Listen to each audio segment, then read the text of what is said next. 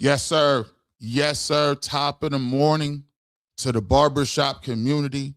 Top of the morning to everybody rolling in the Kool-Aid Mafia. Top of the morning to the Cleveland Browns fans. Top of the morning to everything good. It is your boy G. Bush who has been on a heater. The last 3-4 days have been nothing but all facts. People thought they was going to slip away. It was all facts this week. Every platform was getting delivered facts. Every receipt was put on full display. And today, this is the grand opus. This is the grand closing. I got it. The receipts are here. The receipts are upon us. And I know exactly why. I asked the question yesterday on Ultimate Browns. What's going on with all this hate? What's going on with all this situation with Shedeur Sanders, right? Then I got in my lab with a pen and a pad, and I said, hold on, G. Bush. Hold on. It's time to examine real hardcore.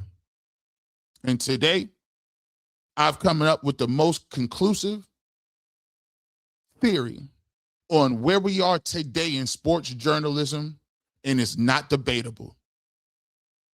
It was right in front of my face, and no, it's not what you think it is.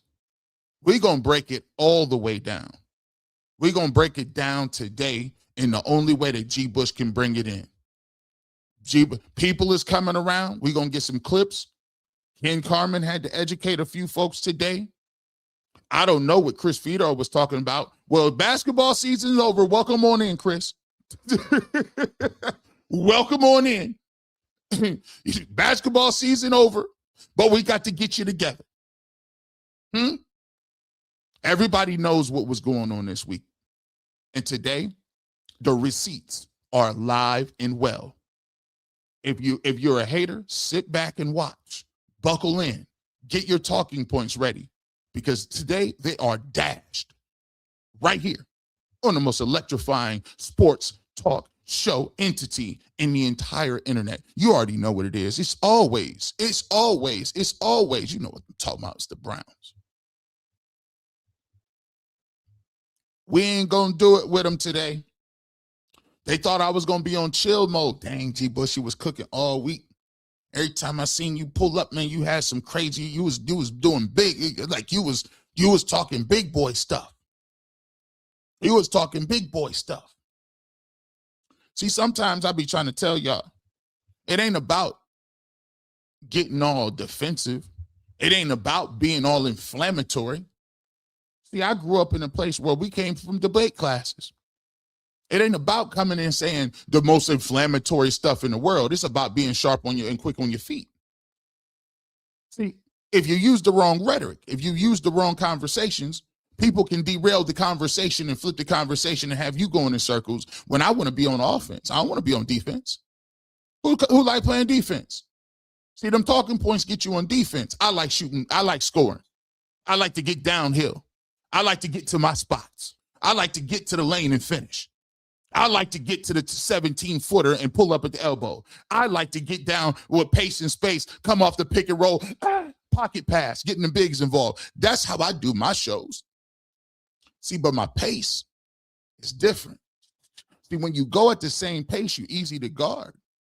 Ask yourself, when you're coming off the line of scrimmage, you got to hesitate a little bit.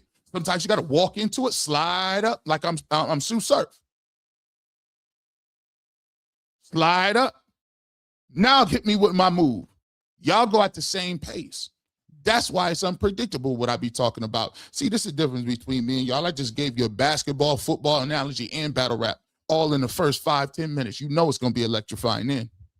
I done woke up. They say, well, G. Bush done woke up on one. He got a fresh cut, a fade. I'm going to the Emmys tonight. Shout out to the Emmys. We shooting behind the scenes. Your boy up for an Emmy. We up early. Let's make them big mad tonight, chat. Let's make them big mad. It don't even matter. I already won. I got nominated. I already won. But it's gonna be a win because I'm gonna have a beautiful suit on picked by Dorothy Bush.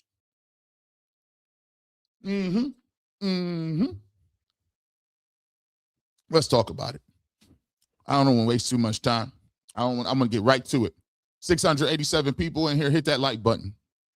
I'm gonna break this down. If you didn't catch what I was bringing up, let's show what I said. If you didn't know what was going on, and everybody may have missed it on UCSS, let's show you what the conversation looked like. I was on there with Adam the Bull, Jason Lloyd, Zach Jackson, Mikey McNuggets, and they called me and asked me, what's up with these trades? Well, let's revisit it and see what happened. Hour talking about Shedeur Sanders and the alleged trade rumors. G. Bush is going to join us for this conversation as well. Is he with us? G is with us. Yeah, what's up, G? How you doing? First time I think he's ever called in as a guest of UCSS, but he wasn't here on Tuesday when we talked about the first round of Shedeur trade rumors. And we figured if we're going to be talking Shedeur trade rumors involving the Browns quarterback, we got to have our man G. Bush in the building. What up, G? Hey, man, y'all got to step y'all energy up, bro. Y'all looking real sad, bro. It's a funeral. What's going on today, bro? Your energy is low. Y'all sitting around looking. Okay, y'all good? Y'all all right, fellas? We're waiting for you to help pick up the energy here. Yeah, there we go. We got the energy back in the building. Right, let's ride. What we talking about? Let's get into it. Yeah, so earlier this week. Yeah, go ahead. There was reports, rumors, whatever, that the Browns may be listening to trade rumors for Shedeur Sanders. Then yesterday, Jeremy Fowler of ESPN had this to say about the Browns quarterback. Quote, the Shedeur Sanders factor where, if he doesn't get the job, is he the right backup for your team? I don't know the answer to that. Maybe he is. And he is a young player, so he's got some time. I still go back to he was a 5th-round pick. I think if Shedeur were... Let's stop it right there. So we can go ahead and get this squared away. Where you were picked has nothing to do with what you are today. Where you were picked has nothing to do where you are today. Does it matter if you're in line at Target? Do they say anybody's birthday in July, come on to the front? No, they don't. No one cares about your birthday. They care about who's in line. So I keep going back. Well, hey, listen, let me just tell y'all, when somebody say 5th-round pick, just go ahead and say they don't watch games or film. Just say they didn't watch nothing. Here we go. Continue on. To lose the job, it would be interesting to see how he handles that. And if the Browns feel like maybe there's some tension there, maybe they do facilitate a trade. Maybe there's some tension there. What in his past said anything about tension? Fabrication. Continue. Mary Kay, in her column yesterday, had this to say about the possibility of the Browns listening to trade rumors and trade calls for Shedeur Sanders. Mary Kay said, quote, sources say nothing has changed in the Browns quarterback competition since the end of minicamp when Coach Monken declined to set his depth chart and revealed that he'll carry the two-way competition between Sanders and Watson into training camp. Teams might be asking about Sanders when talking to the Browns about other players, but they're not actively shopping their 2025 5th-round pick and aren't soliciting trade offers. Again, that could change later in the summer if Watson wins the job, but the two-way battle is set to resume July 29th. Gee, when you see both of these reports in conjunction with what we saw earlier this week, what do you make of all the hoopla surrounding Shedeur Sanders and possible trade calls for the Browns' second-year quarterback? Well, I don't really quite understand it because, from everything that we keep talking about, Todd Monken has been on record saying that he likes what Shedeur Sanders has done at camp. Andrew Berry's been on record saying that he likes his progression. He even actually went ahead and said he's a naturally a passer when it comes to his accuracy. He's naturally accurate passer. His quarterback coach has said, hey, man, listen, he's come miles and it's day and night. People talked about the gap that closed between Deshaun Watson and Shedeur Sanders from the first OTAs to the end, and then actually making this thing a competition by Todd Monken saying, I want to see him in pads. So to me, I don't know exactly where it comes from, but sometimes people say they want competition, like they run it away from competition. It does you no good. Why would you trade Shedeur Sanders and you've already invested this time, energy, and effort into it? why would you get to the camp? Why would you get to the competition and say, oh, nothing here to see? No competition. We'll just give the job to somebody else. I'm like, no. Todd Monken said, look, earlier this year, he said, look, we're going to let everybody take the test.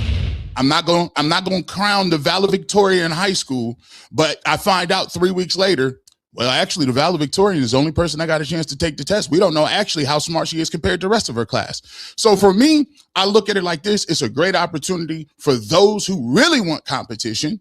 We all for it because may the best man win. Let's start with this. Let's start with this off bat.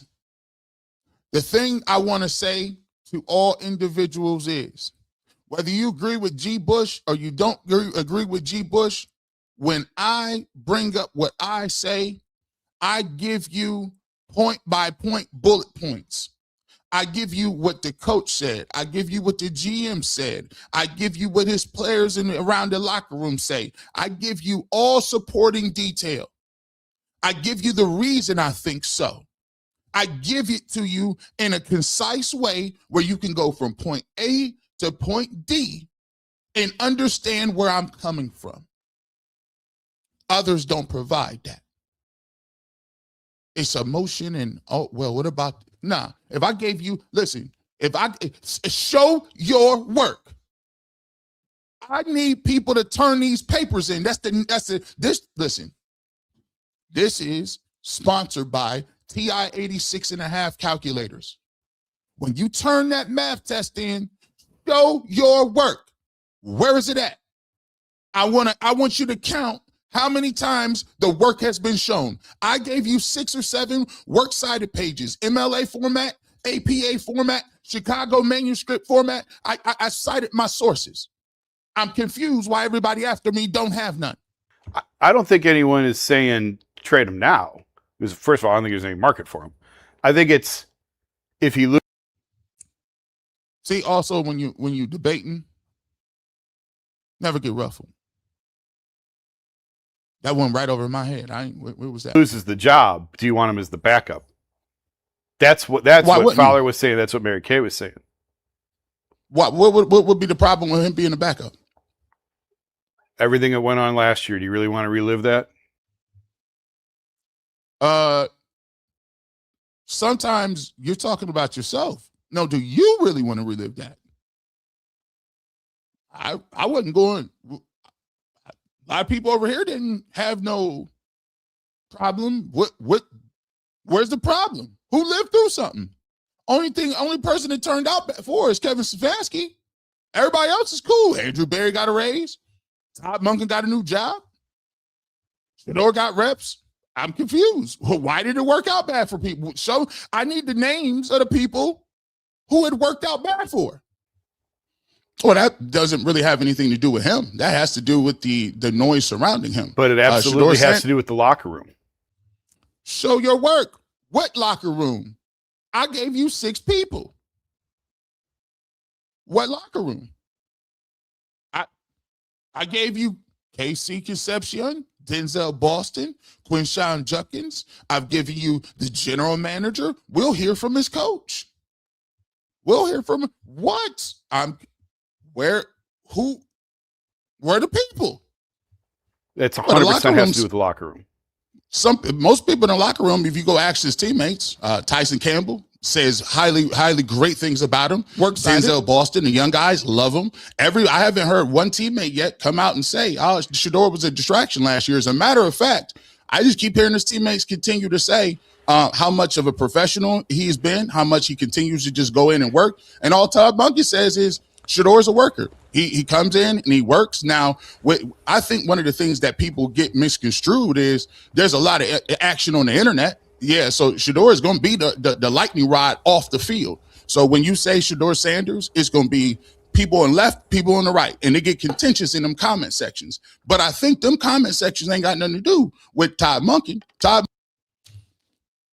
Why is it that I can deal with the comment sections? Yeah, what is it, 1,100 people in there? All the people that's in this chat ain't agreeing with G. Bush. Why am I not spazzing out?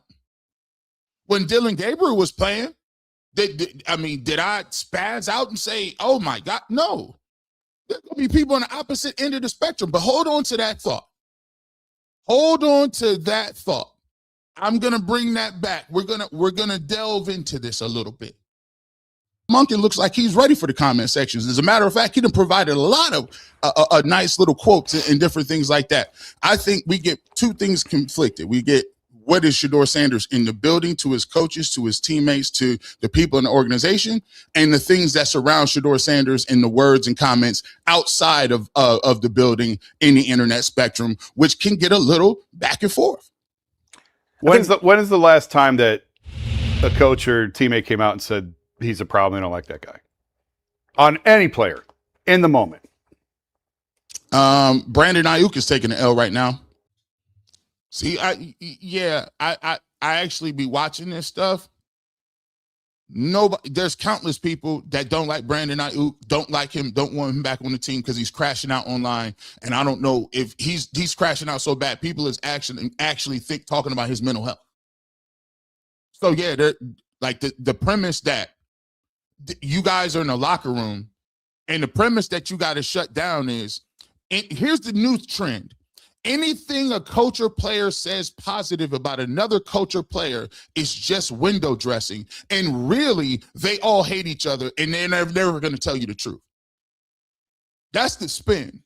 The spin is these guys aren't going to tell you the truth. So you telling me that the players won't tell the truth, the coaches won't say the truth, but we believe you? You tell the truth? So anonymous names are stronger than people on the record talking about it. That is never going to work. That's why it ain't going to work. So a guy just told me, and let me just tell you like this. I come from the culture. Man, listen, you think I'm going to be faking and fronting out here, bro? I say what I feel like. That's how I feel in the time. You think what I got to do? We got to be playing D14 classified? So you guys, no, it don't work that way. But G. Bush keeps cooking. I got yours. Brandon Ayuk. That's the one. And is he? Have you seen? And is he on the team? Is he going to be on the team? Well, listen, he's trying to force his way off there. I'm just saying, people in the moment aren't going to rock the boat. There's no point. I don't know. The boat. So there's no point in telling the truth. What point? So they just gonna lie to you? All of them? Okay. I mean, the whole conversation is crazy. All this talk about trades, like, first of all, I don't know that he has any trade value right now. None of their quarterbacks have trade value. Zach, do any of their quarterbacks have trade value? No, I think we're talking about two different things here. Yeah. Right? When the thought of facilitating a trade or how this will go. I mean, the Browns might completely think differently of Shedeur Sanders, or he might be in a different place 6 weeks from now, 8 weeks from now than he is right now. And we don't know. And the team is optimistic about his chances. But it is 100% fabricated that teams are calling to trade for Shedeur Sanders. And even if they were, the Browns would say, why would we want to do that? He's competing for our starting job right now. Thank you. Thank you, Zach. Please talk to your brethren. Why would we trade a guy that we are talking about being our starting quarterback? Come on, man. Make it make sense. We'll talk. Ken will get them together. Come on, Jason. Come on, Zach. Bring it home. So what might happen in late August is completely different than this absolute fabricated rumor that teams are trading for Shedeur, calling about Shedeur Sanders, because they're not. He was in the draft 15 months ago, and he lasted until pick 144. The Browns got him. The Browns should develop him. He's shown signs. He has a chance to get his career on track here. Right. No team is trying to trade for him, and nobody knows how it's going to go. Right. It's completely ridiculous. We talked about this the other day, about the stupid rumor. And he should win the start. Like, he should be the starting quarterback. Yes. No one is like, I would take him again. I would take him over Deshaun 1,000 times out of 1,000. But if they are adamant about starting Deshaun for whatever reason, and I don't know, like, that was all the indications we were getting for a really long time, was it was going to be Deshaun. Again, the difference between me showing my work is I don't just say the indications they're given. I talk about what I saw. I don't care about what the indication is. Problem is people reading too many tea leaves. I mean, y'all looking at the weather forecast. That's why the breeze switched one way or the other. All of a sudden, it's sunny and cloudy, and then 2 days later, Dylan Gabriel's starting. It's thunderstorms one day, and then all of a sudden, you know what? Taylor Green is going to be the man. Where did you come? You're listening to these weather forecasts. Why don't you walk outside and look for yourself? Job, then I don't know why you keep him. Why do you keep him? They're telling you what they think about him. If they trade Myles Garrett and they start Deshaun over. So here's a second flawed premise. And here's how you know people is ducking smoke. The flawed premise is if he does not win the starting job, then somehow you know all you need to know about a person. So then let's leap to the conclusion that since we already know everything we need to know, let's jump to the last situation where it's, why do you even need him? Why do you want him? Why is he on the roster? What is he hanging around for? Well, okay. It seems that you have a weird fantasy about getting everybody off the roster. Where is all this everybody gotta go roster noise?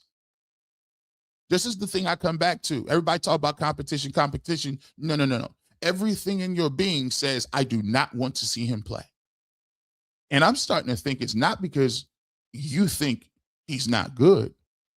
It's the thought process that what the heck happens if he is good? Continue. Then why are you bothering to keep him? Gee, let me see. Let me see if you agree with this. If Deshaun does win the job, that's at least a partial indictment on Shedeur. However, Shedeur's journey in Cleveland or elsewhere is not over, correct? Yeah, like if he starts, if Deshaun Watson, I've said it all the time, if Deshaun Watson comes out and cooks, who has been consistent with this?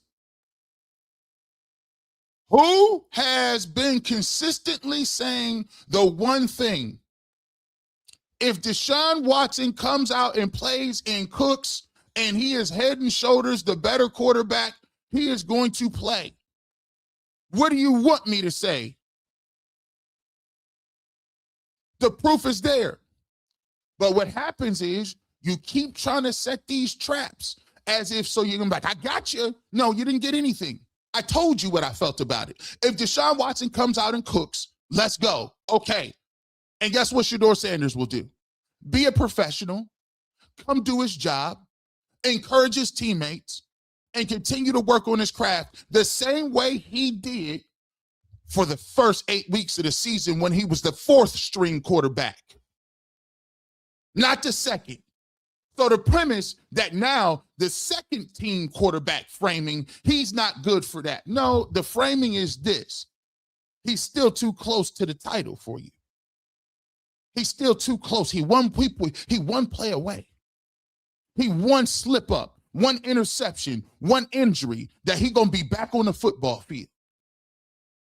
And the reason that you guys are doing this is because you don't want him on the football field. You advocated redshirting them last year. You advocated Dylan Gabriel playing over here. You advocated them cutting them. You advocated trading them. You wanted Brendan Sorsby. It's so painfully obvious at this point that this is the reason you're getting this level of pushback.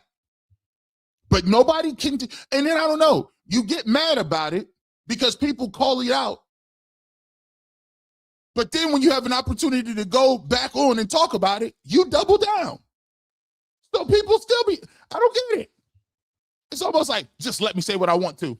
No, that's not the way it works now. And he's playing well and they start him. Shedeur Sanders will sit behind Deshaun Watson, wait his turn to see if Deshaun Watson, what happens with it. And when he gets his opportunity, he'll go there and play to the best of his ability. I don't think it's any different from what he did last year. He was fourth on the depth chart. We take a look at Kenny Pickett being ahead of him. Joe Flacco was ahead of him. Dylan Gabriel was ahead of him. He played last out of all those guys. And then when he got his opportunity, he had some ups, he had some downs, but he showed some promise. They give him some track record to get to the point to this year where his name can be mentioned as a guy that's going to go compete. So I don't think Shedeur Sanders has shown anything in his character, anything in his rhetoric, anything in his past that says if he's going to be the backup or does not win the job, he's not going to go around and what he's going to do, flip tables over? Again, show your work. When you ask me a question, I give you A to D, supporting details, why I think about it. I close it up, hand it back to you, so you can give me some more questions. And shout out to Zach for at least phrasing the question in a way where we can start a positive dialogue. I like that round of questioning. I'm all for it. I don't think that's his personality. Not just showing that. Tables over. But to me, if they make the absurd decision to start Deshaun Watson, that's telling me all I need to know about what they think about Shedeur Sanders. Absolutely. That's how I see it. No, that's called being low information. That's called being reductionist. When you're looking for one piece of evidence to say that's all you need to know, that's not scientific method. I like to have multiple points. I like to have a body of work. I want to look at the totality of things. The problem that we got is that is the way you analyze and view the game. You analyze the game by saying EPA, he's the worst ever. You analyze the game, well, this one move, if they don't start him from the top, if they don't play first game, it's all we need to see and we're done. That's the craziest logic in the world. That's the craziest. That's not thinking critically. Today, we lack critical thinking. We want the easy way out, the quick way out, the give me the answer now. And the reason why it's only this way is because you're trying to get, and I've been telling you all the time, you've been trying to fast forward so they will tell you exactly who's the quarterback so you can run off and spin what you want. See, but they're a little smarter. I told you before if you watched the barbershop. What they did is they came into the offseason just the same way they got a scouting report on everybody in the league. They got a scouting report on us. They know what G. Bush's profile is. They know what everybody's profile is. And you know what they came up with a conclusion is? We're not giving them nothing. We understand what they're looking for. We ain't giving them nothing. It could be Deshaun today. It could be Shedeur tomorrow. Dylan Gabriel might even be in the mix. But we ain't going to tell you nothing. So you know what you're going to have to do? You have to sit there and wait. And by the time they wait, when those pads get on, you won't even have a story to spin because the whole world would have saw it right in front of your face, right during training camp, right during the preseason games. But you've been trying to fast forward, and we just talked about it before. They need to just give Deshaun the job and just get cooking. No, stop. I don't think he's in. If you don't start him over Deshaun Watson, you don't think he's any good. What? There's no. Well, I'm going to give you one little gray area on that. Okay. And Todd Monken said this, and Travis Schweitzer, the offensive coordinator, said this. They said the play we will run more than any play we call is scramble. We know Monken had success with a mobile quarterback. The only thought and the only chance that Deshaun Watson has of winning the job is if they want to put in a run first offense, a scramble first offense, a mobile quarterback offense. Right. That's the only way that he wins it. And it's totally pointless. Yeah. The Deshaun Watson sunk the ship, and he's been sunk for years. The Browns need to play Shedeur Sanders and evaluate Shedeur Sanders, but that's the way that Deshaun Watson. Let me upload this real quick. I just want to show you something. See, here's a problem. It's a real problem when people be doing that. So that would be cool, except for this. Again, y'all misconstrued.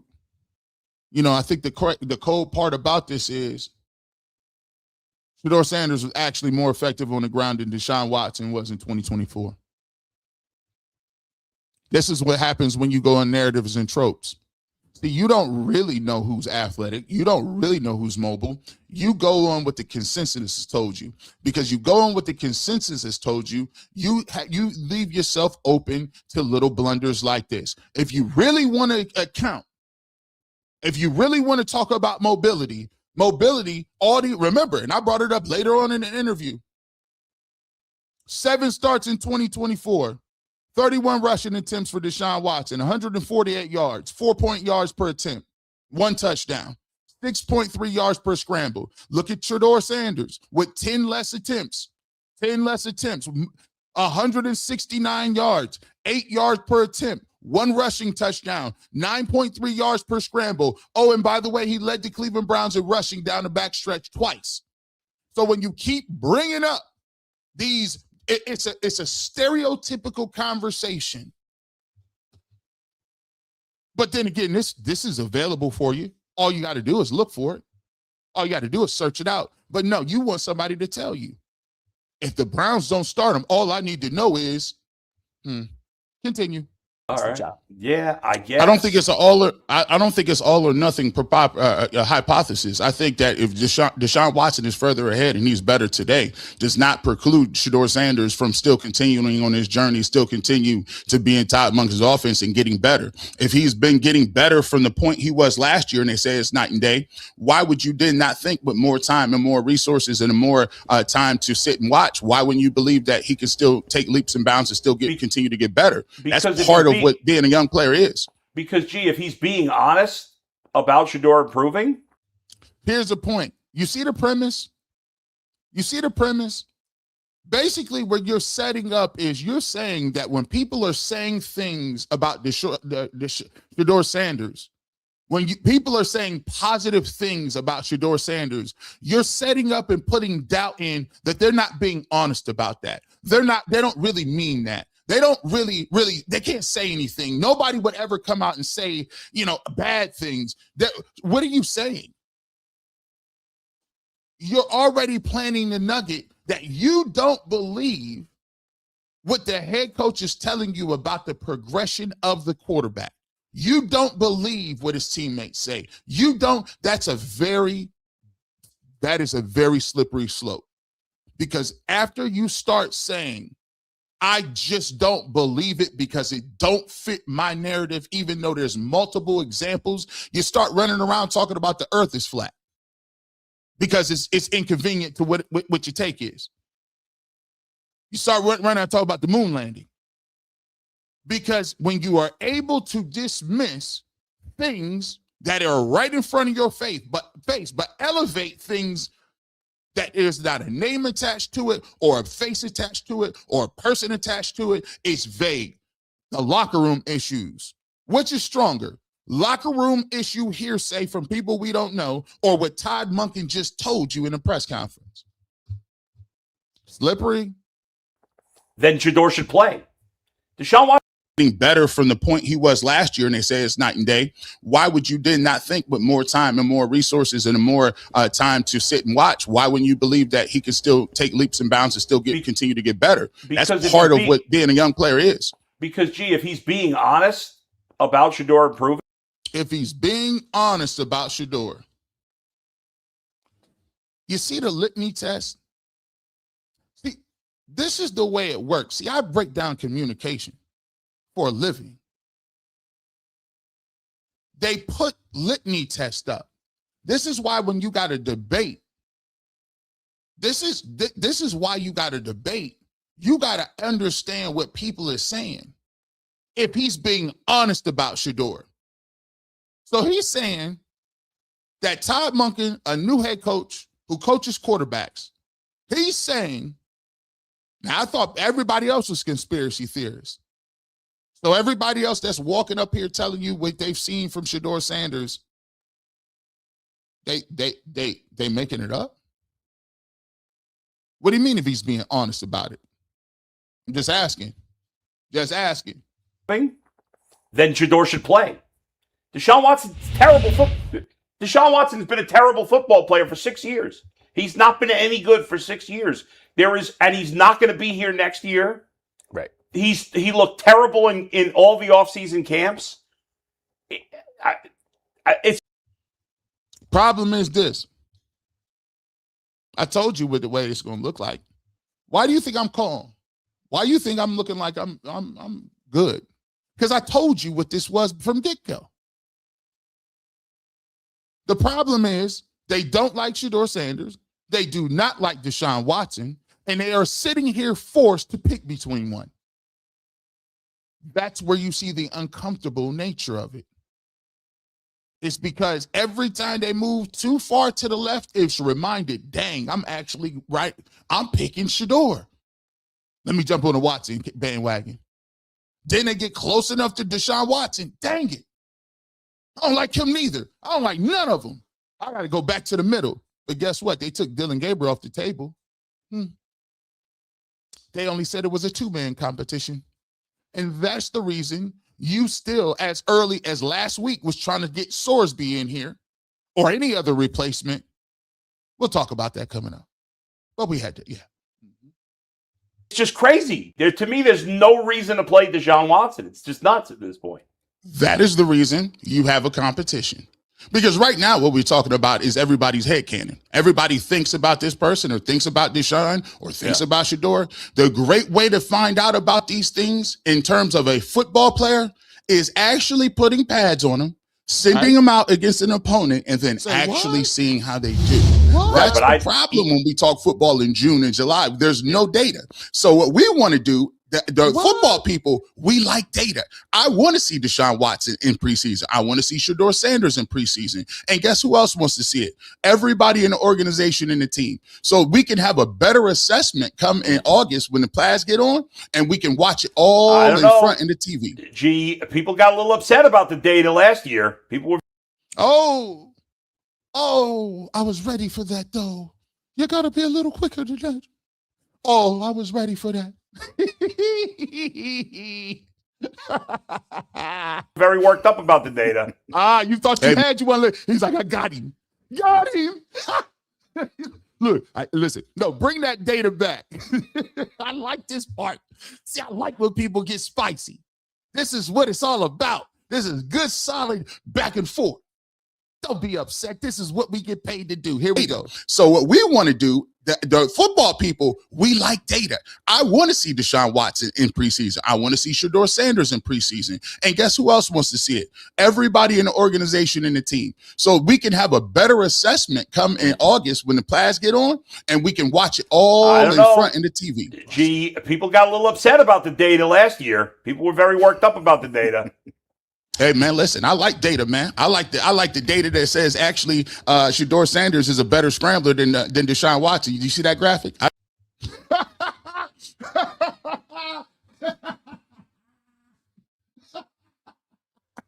What? That wasn't it. Oh, did nobody supposed to say that? Where did that come from? Oh yeah, you didn't see that graphic? I figured I'd bring it up just to show you.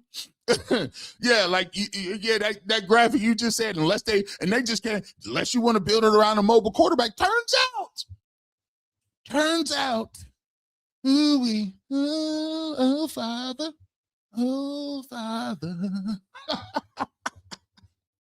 continue.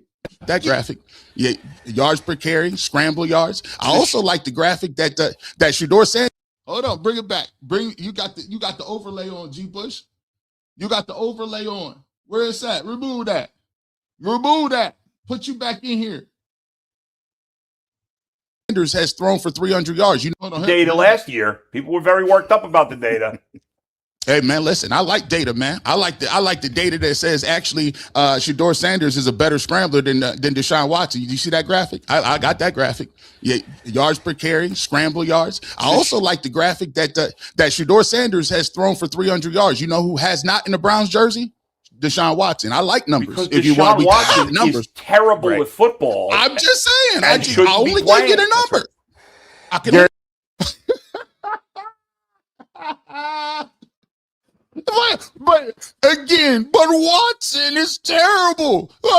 Well, we've already established that. Do you have any other things that you would like to add to this conversation? We've established your feelings about Deshaun Watson. Would you like to rebuttal any of the things that I just said? Now we go.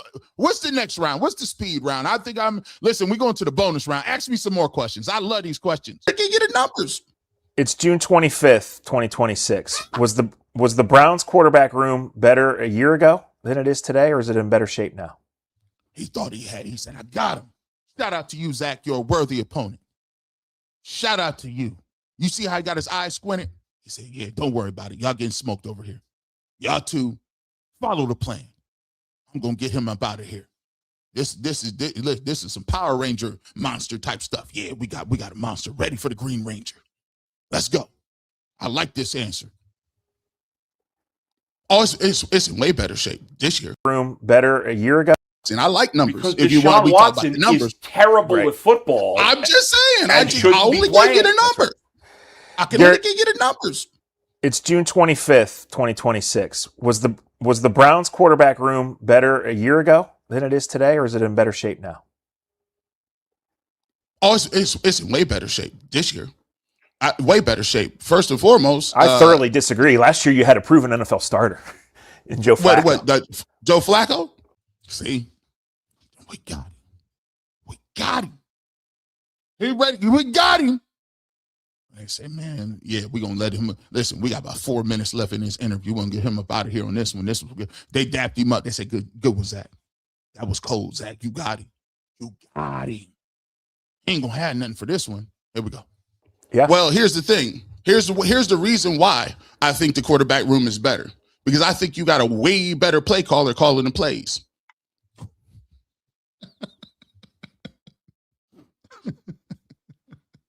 Yeah, the whole quarterback room was trash because your peoples was in there, nasty work.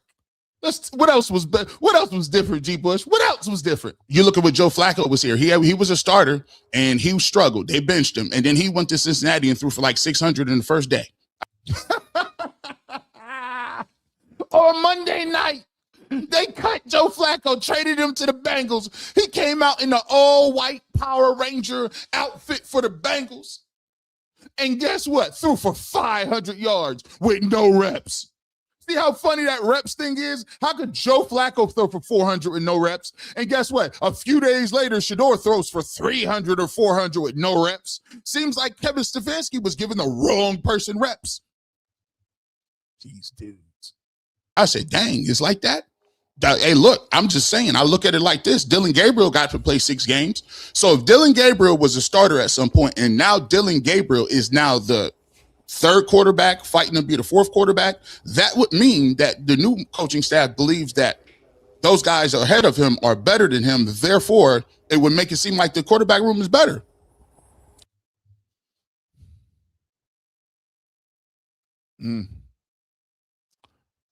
That's crazy logic. That's crazy logic. You said the quarterback room was way better last year. Was it? The quarterback that started, that was supposed to be starting in Kenny Pickett, y'all told us he was great. He never played it down for the Browns. Moved him to the Raiders. The Raiders were so trash, they had Geno Smith. They put him in the game. The Raiders were so trashed that the Kenny Pickett was such an upgrade that the Raiders got the #1 overall pick. His addition was so minus for the Raiders that they got Fernando Mendoza. If you guys would have just kept Mendoza here, maybe you would have got the first overall pick. You could have got Mendoza. Turns out that was your lucky charm that you let get away. Then you play Dylan Gabriel for 6 weeks. Then the coach said, when he get off concussion protocol, he's back to being a starter. That same quarterback has not been mentioned once. Not mentioned at all. We ain't heard him. Only thing we heard from him is he had to get that number up. Jared Verse cut him that check. That's it. So when you ask, is the quarterback room better this year or last year? It's unequivocally better. Because the guy you were starting last year is not even good enough to be the backup and may not be on the squad if Taylor Green shows something. Ding, ding, ding, ding, ding. Winner, winner, chicken dinner. Slim face G. Bush with the barbershop hat that's dingy is cooking. Yeah, but they're not, because Deshaun Watson's just a terrible waste of time. And again, we understand how you feel about Deshaun Watson. Do you have anything else that you would like to add to the conversation? Like, it just is. It's just over for him. I'm not, listen, hey, look, I ain't the Deshaun Watson. I put the cape on. I told you, man, listen, I said he was going to get 4,500. He ain't getting none of them 4,500. He got, now, I'm showing you guys in real time. This is how it's okay for you to say, you know what, once upon a time, this is what I'm showing you in real time. I literally am showing you right now, it is okay to have a take on something. And one of my takes was, I thought Deshaun Watson was going to cook, but he didn't. He got injured 3 or 4 times. It would be foolish of me to sit here today and say and continue to double and triple and quadruple down in real time when the information is readily available for me. You guys can do the same. My question is, why haven't you? It makes no sense that you know that one or two choices is going to be the starting quarterback. Why are you so hell-bent on digging your heels in? It don't make no sense at all. It's not logical. It's not logical. We just breaking it down. So I just told them in my answer, guys, look, I was a once upon a time thought Deshaun Watson was going to be. I was excited when they traded for him because I thought it was going to be an upgrade. It turned out badly. But guess what? I've moved on. We're going to give him an opportunity to play. I don't need to bash him and badmouth him and say he's the worst quarterback of all time. You know what I'm going to say? I'm going to let that man go out there and earn the job. If he does it, he's the starter. Why is it I can do that, but you can't? Why is it that I'm okay with doing that? Because I believe in merit? Why? So I'm showing you this how it works. Here's what you need to do. Continue. Yeah, what are them 4,500 yards? I'm still talking about that. But look, man, the thing that I am saying is I'm optimistic because of two things. I'm optimistic because I think a lot of these young players are going to take a leap from year 1 to year 2. I think the offensive line is going to be better. I think the receiving core is better. I think the concepts are better. I think the maturation in the competition will push Shedeur Sanders in this camp. And I think, am I going to sit here and say that they're going to get 12, 13 wins? No, but can I imagine them getting 7, 8 wins and being highly competitive in some of these games and being fun to watch? Yeah, I could see that because I've seen some of the testament and already the early dividends in that, and some guys like Denzel Boston and the rest of the guys. So I'll see, but I do agree with you, Zach. I see no reason. To me, I would go with Shedeur Sanders. I would play him. You guys know that.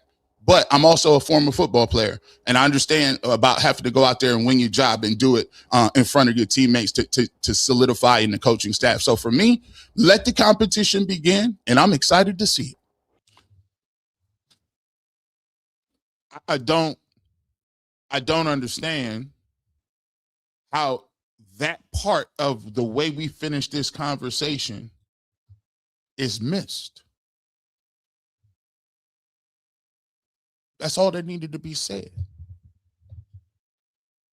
All that needed to be said, bro. I'm confused. I'm not confused, though. I'm not confused because it's just not, we had that. Shout out to those guys.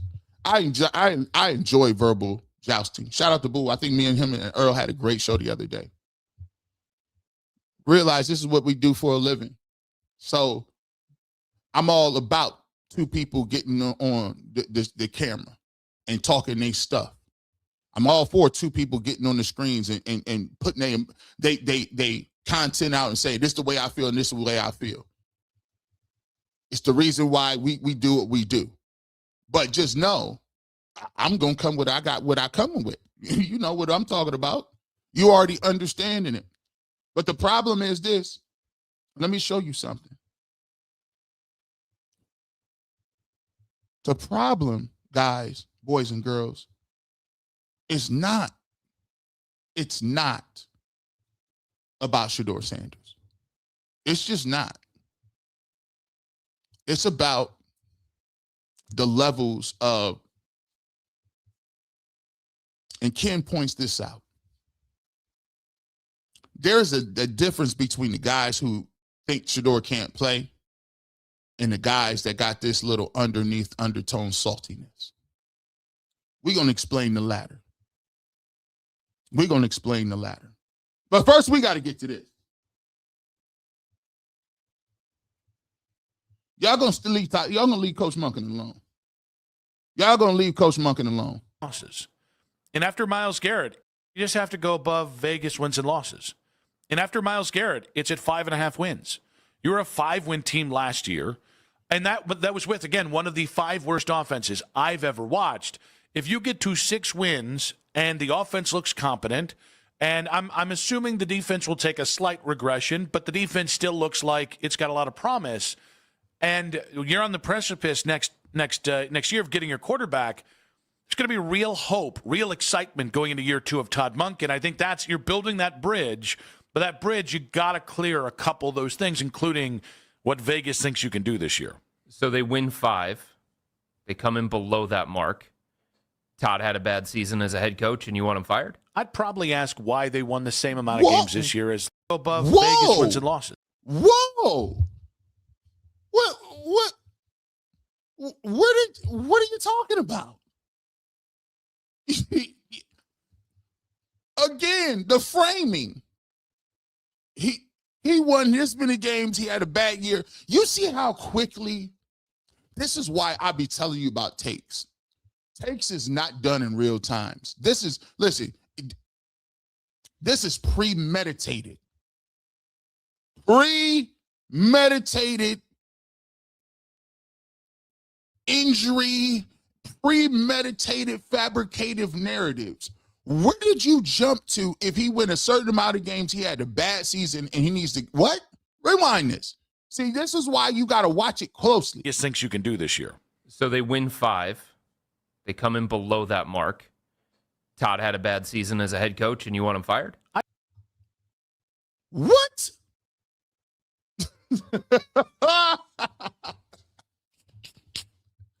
Oh, boy. Oh, boy. Oh, listen. It wasn't a good week. It has not been a good week. I know basketball season is over.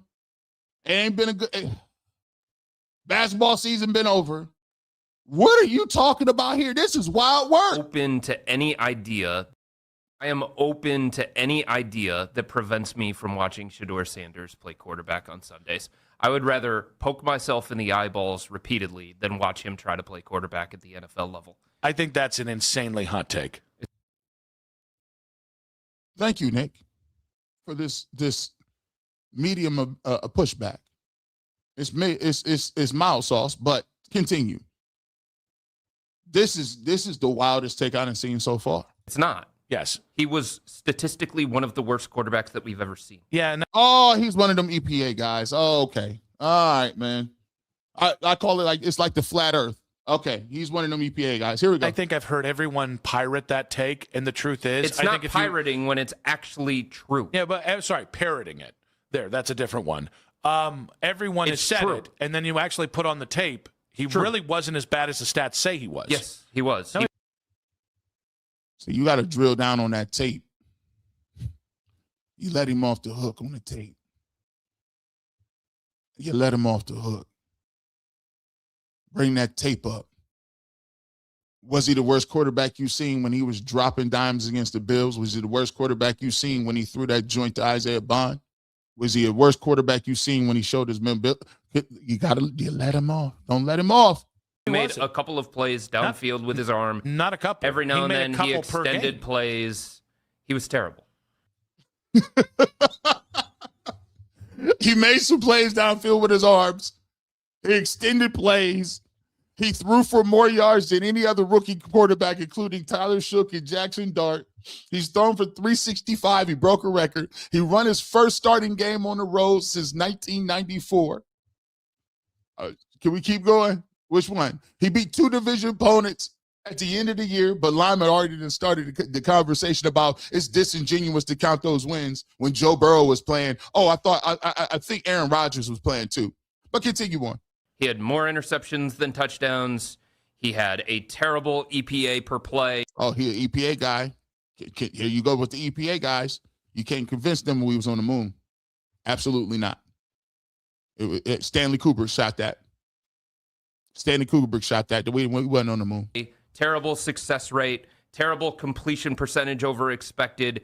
He was one of the worst players that played quarterback in the NFL last year. And the only reason why he looked good is because you were comparing him to Dylan Gabriel, who people openly advocated playing for 6 weeks. But I think here's where this starts to get good. Here's where this starts to get good, and this is the part you tune in for. 2,145 people in here. Here's the part that starts to get good. Because what I'm going to show you is that when you're fighting a lie,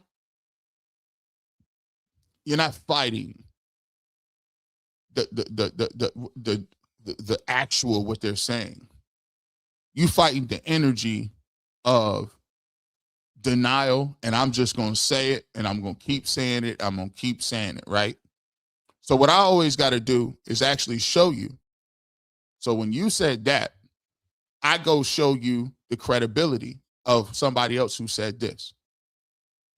Things I'm blown away. You know, I think Shedeur has really good vision of the field. You know, he'll say things in practice sometimes. I'll be like, what did you get there? Or I'll see something on the field that doesn't resonate with me. And then when I go back and watch it on video, you know, he might be throwing the deep post versus post safety look in what is maybe a jog through type of tempo. But then sure enough, I see that the post safety sat on the crosser and gave us a post over the top. And so his vision with his work ethic has been good to see, you know.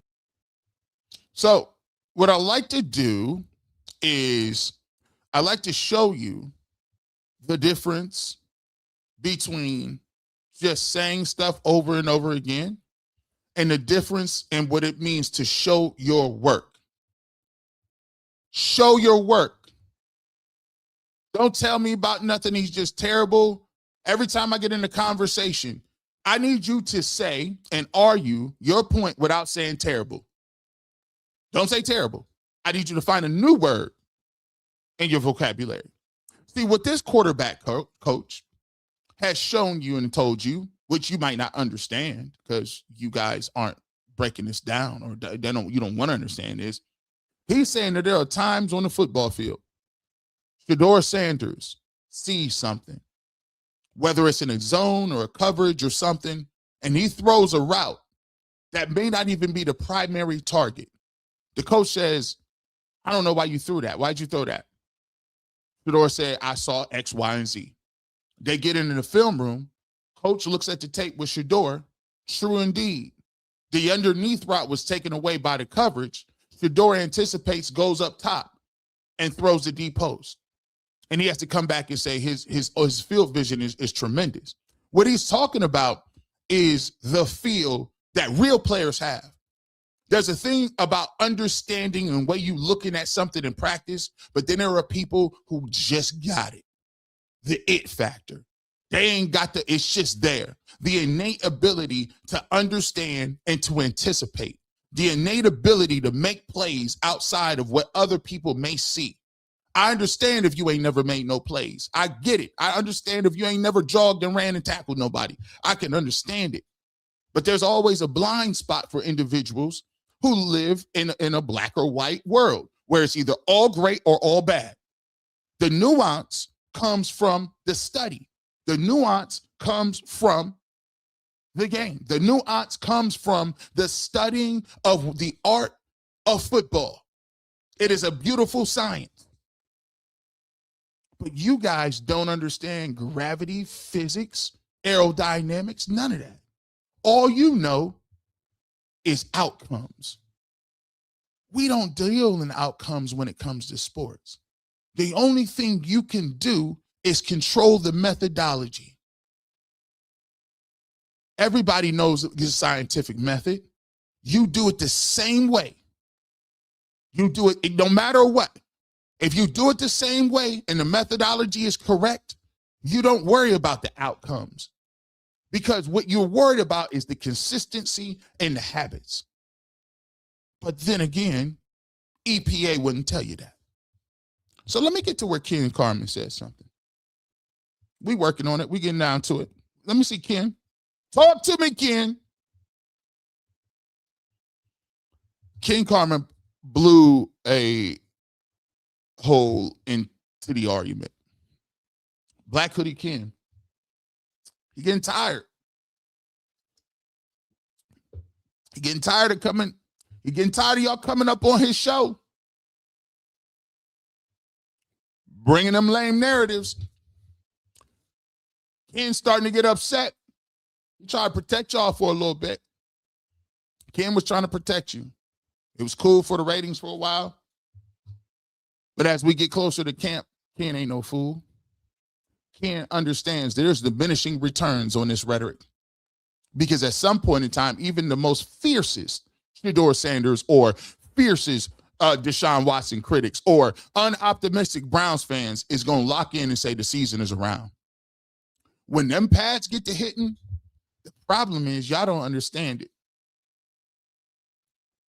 There's something called, I'll be damned, this football season. Let me explain it to you. Put a 1 in the chat if you understand what we're talking about. See, when it's vacation time around right now, we'll entertain a lot of stuff. When it's vacation time right now, we'll entertain silly stories. Nah, they just talking. When that camp open, it's called, sorry, honey, it's football season. All them extracurriculars, stop. We ain't trying to hear no tabloids. We ain't going to do no yard work. We ain't moving around doing nothing. That when they get to be August and it's camps and games on TV, the entire community is not trying to hear it. We got a whole different attitude. We're like, listen, no. All that fluff stuff, don't you come in here with that fluff. You better be telling me exactly what's going on today at practice. We don't give a nothing about nothing else. Don't come in here spending 15, 20 minutes telling us what you ate for dinner last night. We don't care. What happened what happened in camp? Don't you go send to me. My mom and dad, listen, shout out to my dad. He's the most loving guy in the world. Man, them football games be coming on. I give my mom credit. I'm like, dang, I ain't seen y'all talk in 3 months. He ain't going nowhere. He don't want to eat. He don't have no suggestions. He don't care nothing about like what you think about the new. He is into them games. So Ken understands one thing. Y'all might want to get this out your system, but when these camp battles start hitting, y'all gonna want to switch up. Because ain't nobody gonna hear that. It's gonna get mean. People start calling your shows telling you, hey man, listen, I don't know what the heck you guys talking about. Can we hear about the Browns? Click. I don't know. What are you guys talking about? You talk about what you ate your chicken sandwich and your funny movies that you watch? Click. You guys are running around here talking, what's all this filler about? Click. I've been there. And Ken understands what we're talking about. Talk to him, Ken, because he really points out why y'all really big mad. Start week 1, he can. I think we can live in a world where if he doesn't start week 1, he can still be a backup on this football team. And I don't understand, from Lima to Jason to a lot of people online, they just think I'm nuts.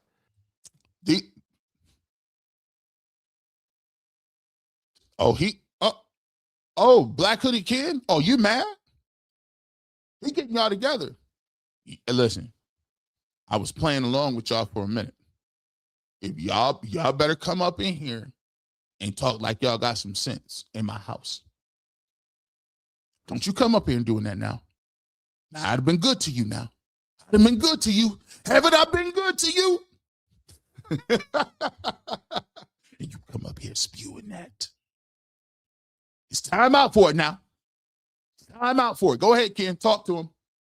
I think we can live in a world where if he doesn't start week 1, he can still be a backup on this football team. And I don't understand, from Lima to Jason to a lot of people online, they just think I'm nuts. They think I'm nuts. That it's either he starts, or you have to trade him or cut him. That there's no other direction, like he can be a backup and get ready. And I'm going, what world am I living in? And I do have a very strong thing to say, but I about my co-host over the. Oh, now listen.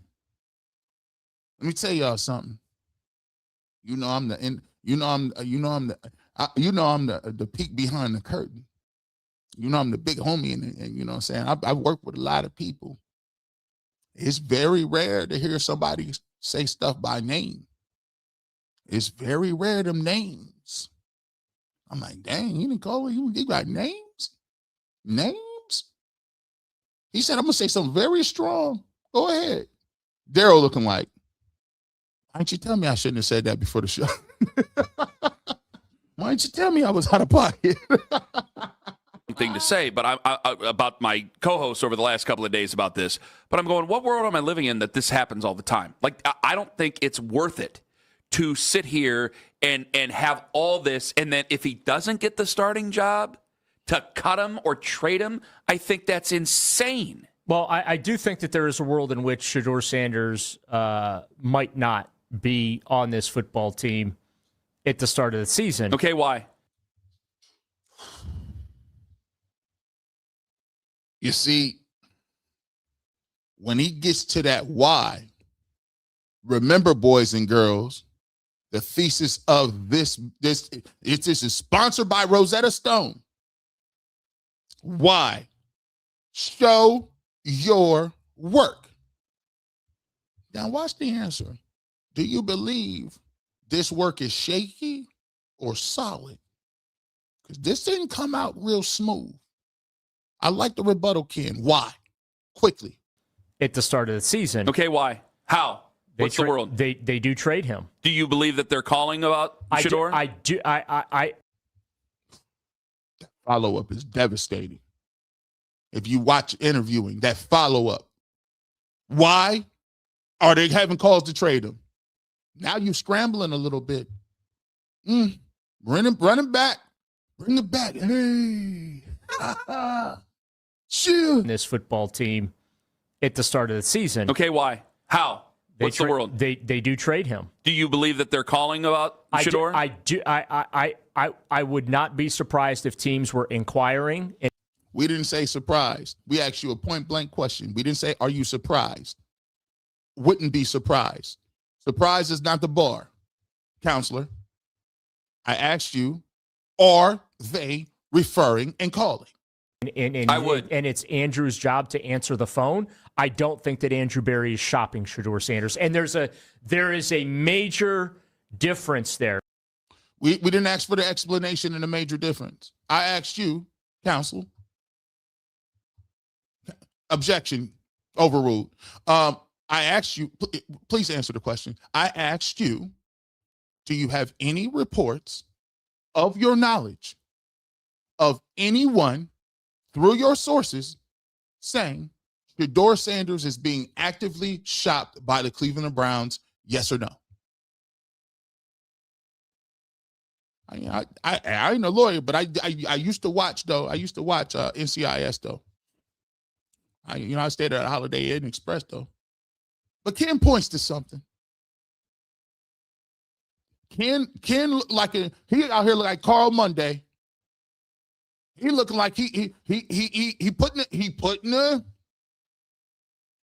starting to close the grip with the vice grip. Hey man, y'all not gonna come on here talking this nonsense. You know good and well they ain't gonna cut nobody and move them in the middle of the season. And you gonna quit coming up here suggesting that on my joint. Got me out here looking crazy. Y'all, you gonna have to run them jewels on something else. Run that playbook other places. No, you're not gonna keep coming up in here having me look crazy. It's day after day. And he named them my names. I didn't say nothing. Don't look at G. Bush. I just played the audio. Don't look at me. Don't be mad. And by the way, we're done with the whole being mad because no one keeps telling you guys to come. You got freedom to say whatever you want. There's also freedom for people to say what they want. Don't get mad and upset when you say something, but then you're like, I don't know why everybody is on me. I don't know why. This is so annoying. Bro, it's where we are. Nobody keeps telling you to go say what you're going to say. Nobody preps you. That's your opinion. Stand on it. But what comes back is where we talk about why you're in your feelings today. Boys and girls, let's get ready to go. Your thesis is coming now. We done paid a lot of stuff. We done a lot of things, right? First and foremost, let me frame to you the problem. Where we at? Let me frame to you the problem. Let me find the right one. Let me frame the right one. Let me move this. Let me just tell you something. As I get my Cliff Notes out, I hope everybody can see. Follow along. Please let the haters know that they're welcome to refute anything that I'm saying. Because other people, I'm not just being inflammatory. I'm going to give you exactly why I feel the way I do. Let's start from the top, boys and girls. I actually think this is a bigger topic. The real discussion isn't why the media hates Shedeur.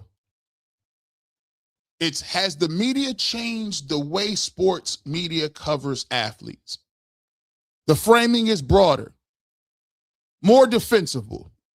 It's meaningful debate. Here are the several angles that make this very compelling.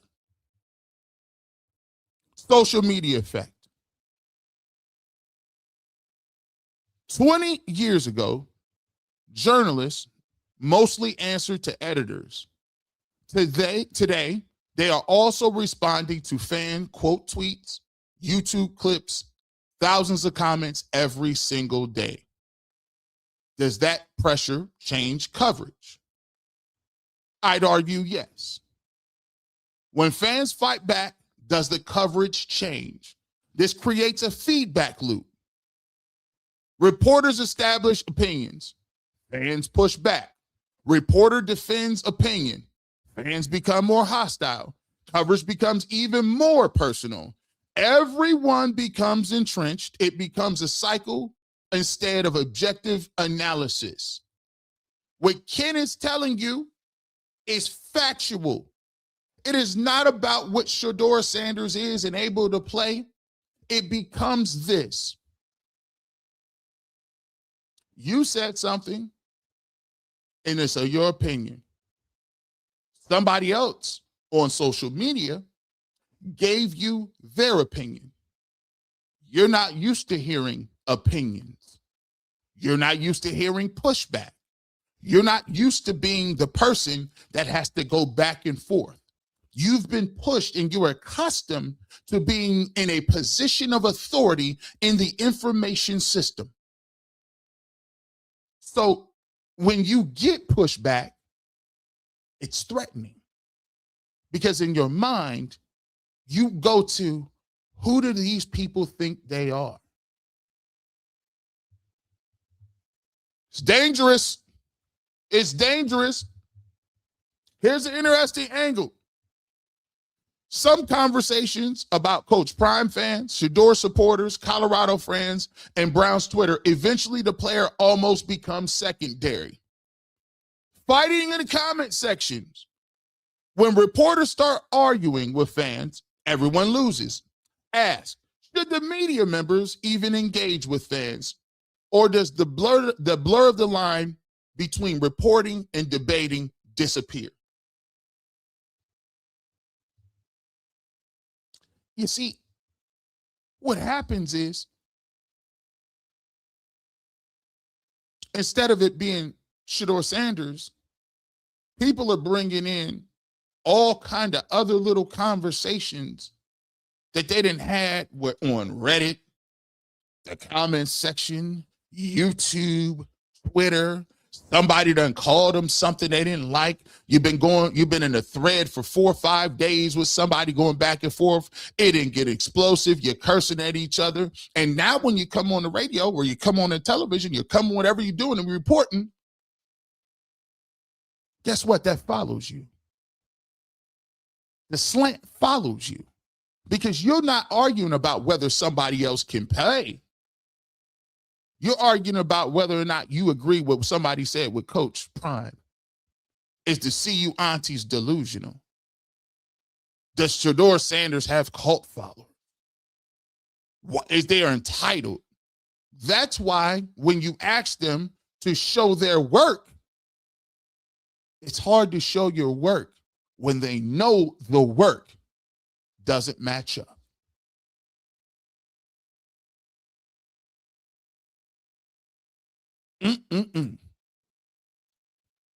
When you ask them why, do you think any reputable person in the media can go and say, the reason I don't like Shedeur is because I was arguing with an anonymous Colorado Buffaloes supporter 36254 in the YouTube comments, and we were going back at. You think he can say that? You think he can say, I've been emotional about it because I don't like the way they framing me. I don't like the way that we going back and forth. People always talk about, I never watch my mentions. You liars. Everyone watches their mentions. Because if you didn't watch your mentions, why would you already just bring up his supporters? How do you know what his supporters is like if you don't engage with them? But we all know that's not the truth. Also, here's a big problem that we have. You have been preaching for years that players should ignore fans and the media when bad things are said about them. Years. Matter of fact, you've condemned players for having rabbit ears. You got to block that stuff out. If you can't concentrate on doing your job and you're worried about Twitter, you aren't the franchise quarterback that we want. Kind of funny. Shall I say the rabbit ears have migrated? Oh, this is a tough one. I know it's tough. I know it. I know, man. Hit the like button. The accountability era. Social media never forgets, and neither do fans. I was going to label this section, see you aunties, but I just wanted to be fair. Years ago, a bad take disappeared. Today, fans pull receipts, old tweets, old predictions, old clips. Does that make the reporters more defensive, less objective, unwilling to change their opinions? Is confirmation bias winning? Every new piece of information gets interpreted through previous arguments. If someone has already declared Shedeur can't play, then every interception proves that right. It's kind of the same thing that we talked about. Now they're disqualifying by just saying, if Todd Monken does not start him game one, we should get rid of him. Every touchdown becomes luck. Sound familiar? 300. He made some nice throws. He threw for 365, but he's terrible. The reverse is true for fans. Nobody changes the position.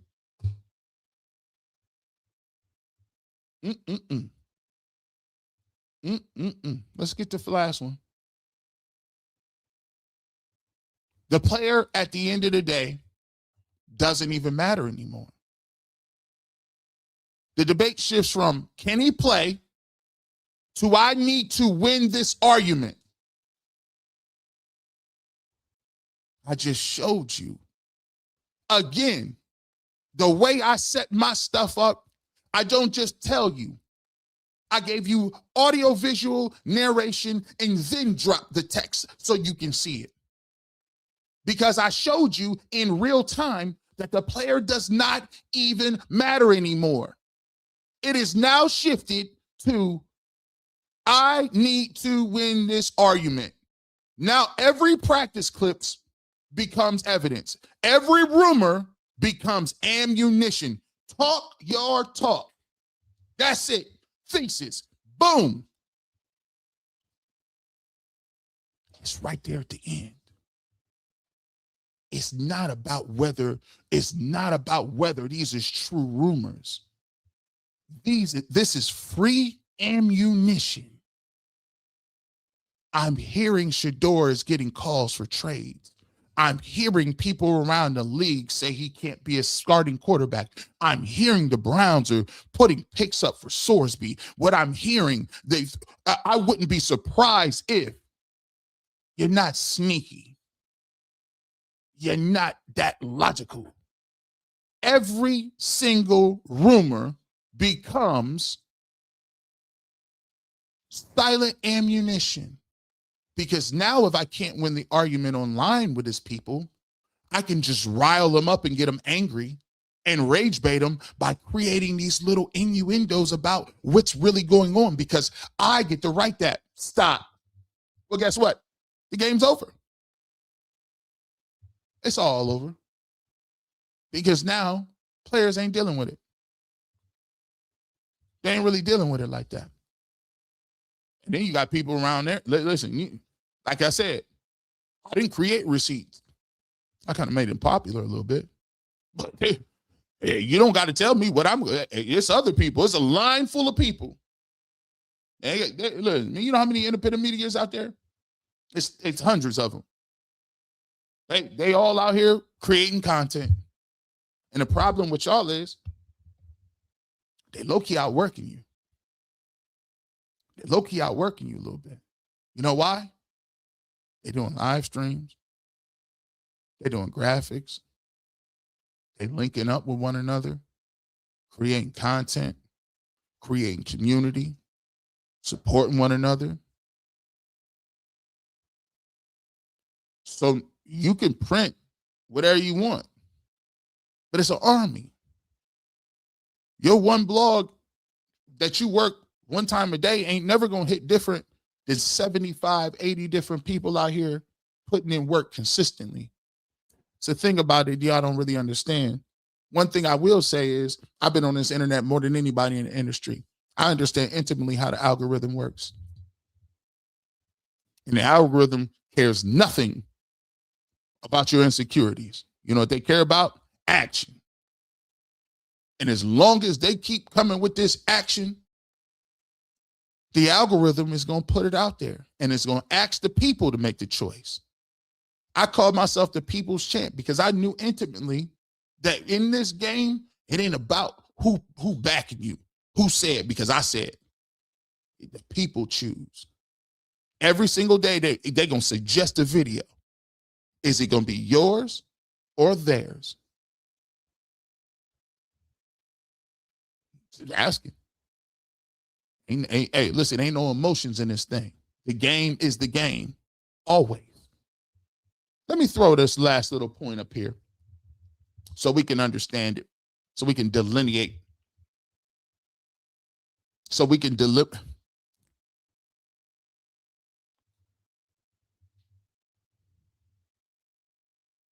Watch this.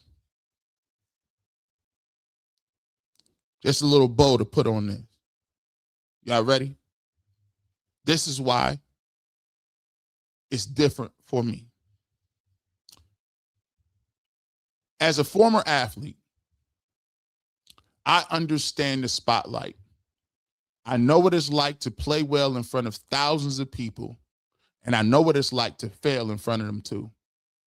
I know what it's like to walk into a class on Monday after everyone watched you lose on Friday night. That's part of the deal. That's part of life. It's a part of things that you sign up for. But it made me wonder, as journalists built, or are they built that very same way for this scrutiny?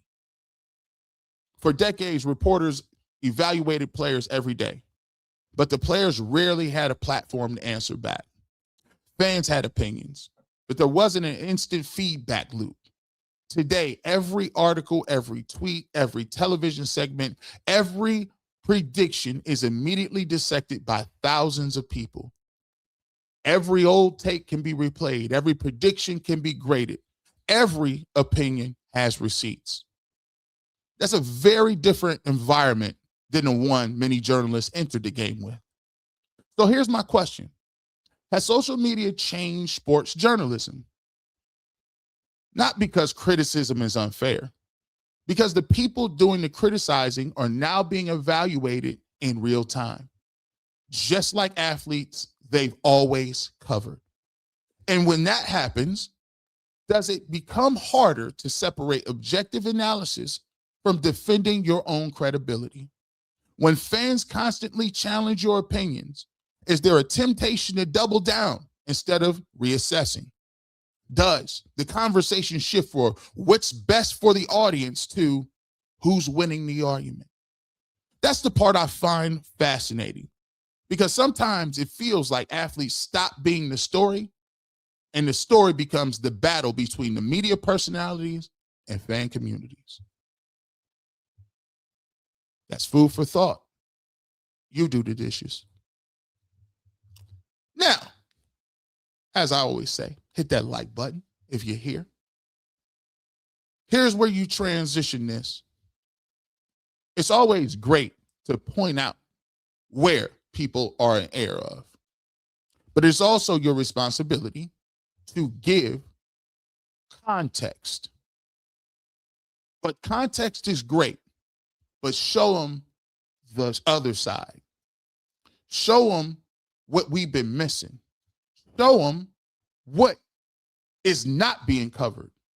Because in general, there are so many things, the great things that Cleveland Browns are doing that are being funneled through and falling through the cracks in terms of, here's what's going.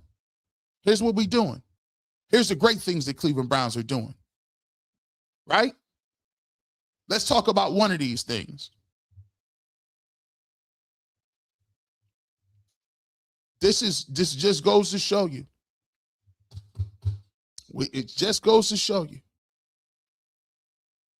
We can't have nothing nice.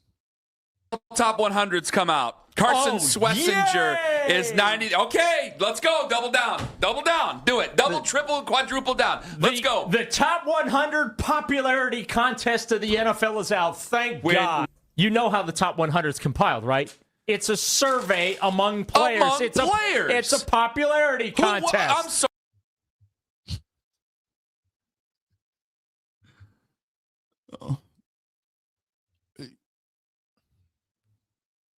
So because the press didn't pick, see what I'm saying? Because the press didn't pick the top 100 players, we're disqualifying the people who actually live, eat, breathe, sleep, and play the game for a living. We're discounting their picks now? Now the top 100 don't mean nothing. Sorry, who is more discriminating towards the players than the players? I'd probably say the media. No, is pretty hard on the players. No. The players all go after the media. The media go after the players, but the players go after each other. Absolutely. This is an anonymous ranking, so they can say anything nasty they want to. You want to scoff and call it a popularity contest? Because it's voted on by the players. Which is exactly the point of why it's even more difficult than us.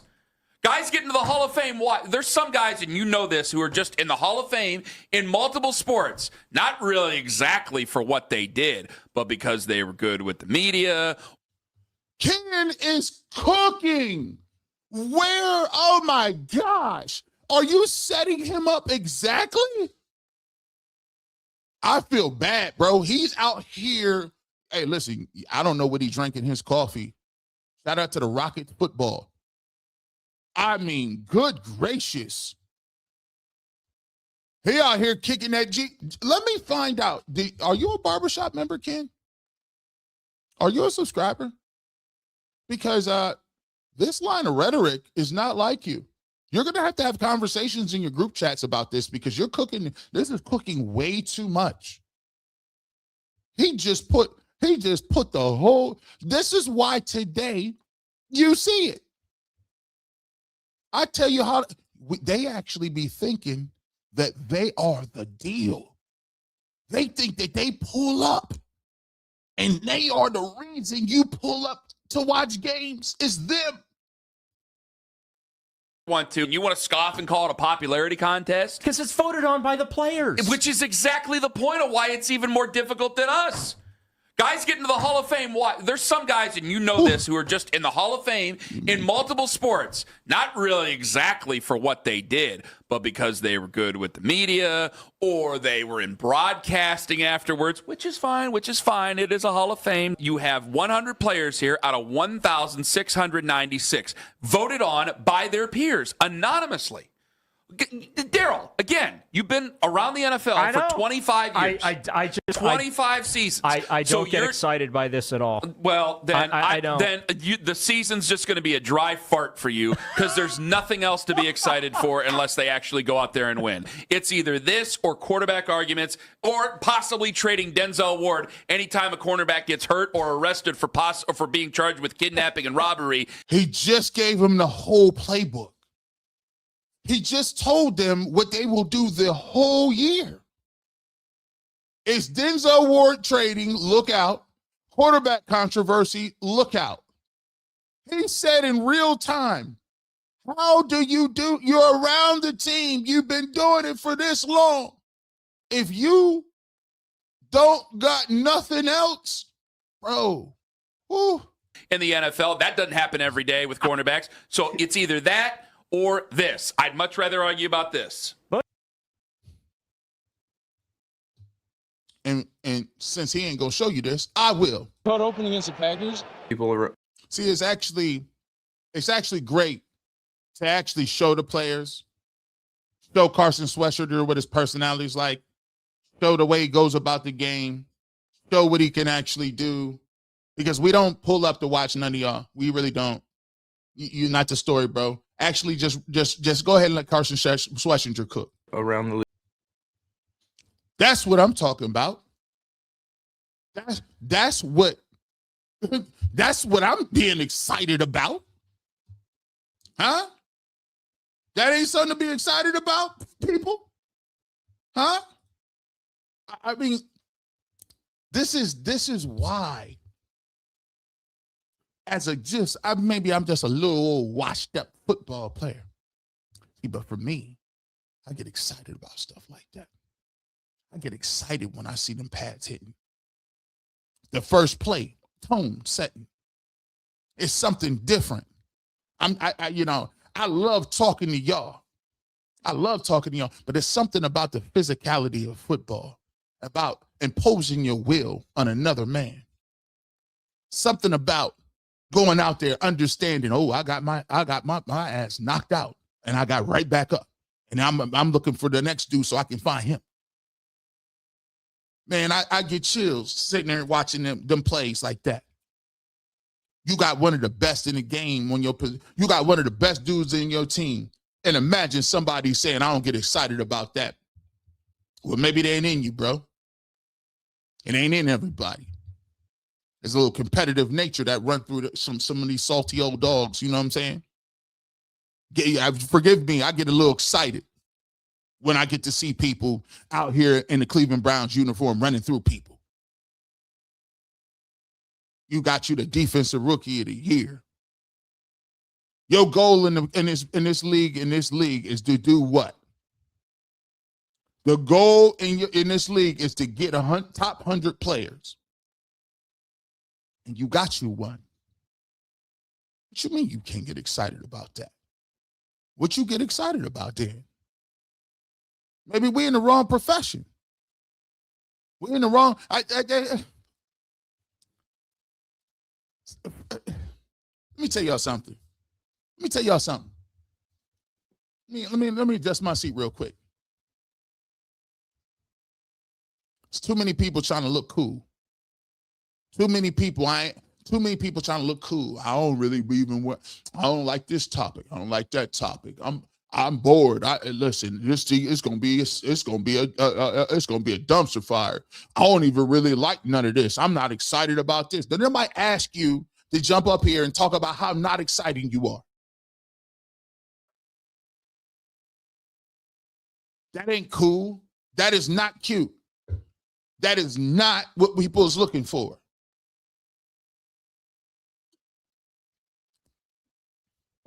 Come on now. We got ballers out here. I don't even know about that. We're not good. Come on, man. Here's another reason you should be excited. Another reason.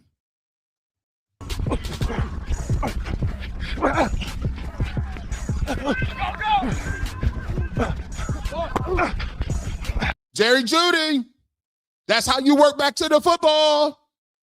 You see him working, getting back to the football. Jerry, he didn't just stand there. He's a rookie. Let me show you again, Jerry, just so you know.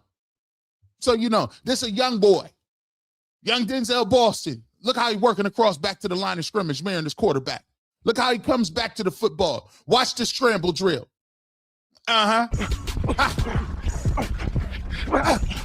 It ain't open. Follow your quarterback. Get back downfield. Look at Carson Schlesinger. Look at that. Look at no, overall, run it back again, coach. Watch Carson Schlesinger come back and try to undercut this route. This is what we call good on good. This is good rep. If I'm the coach, I'm high-fiving. Good rep by everybody around. This is winning football. This is winning football right here. Two dudes going all out. Let me show you why you should be excited. Talk about no quarterbacks right now. You got two ball players ready to go. Let's roll. Get out there and break. Watch Carson Schlesinger flash over here. Look at 49 moving. Almost got it. Upfield. Let's roll. Get off the line of scrimmage. Yeah, I'm all over here. Come on now. Yeah. Break it down on, chop it down on him. Come back to the football. You see how he's coming back to the rock? He's not waiting on that rock to get to him. That's exciting because that's a young player. Come back to it. Yeah. That's called driving on the football. Come on back. You see that? These dudes don't know what they're watching. I get excited. I'm just a little football player. I don't see one reason why the Browns would be better. Looks like you ain't seen what I seen. Jared Verse. Break that. Hey, here we go. Hey, work out 3, 1, 2, 3. One. Start us off right.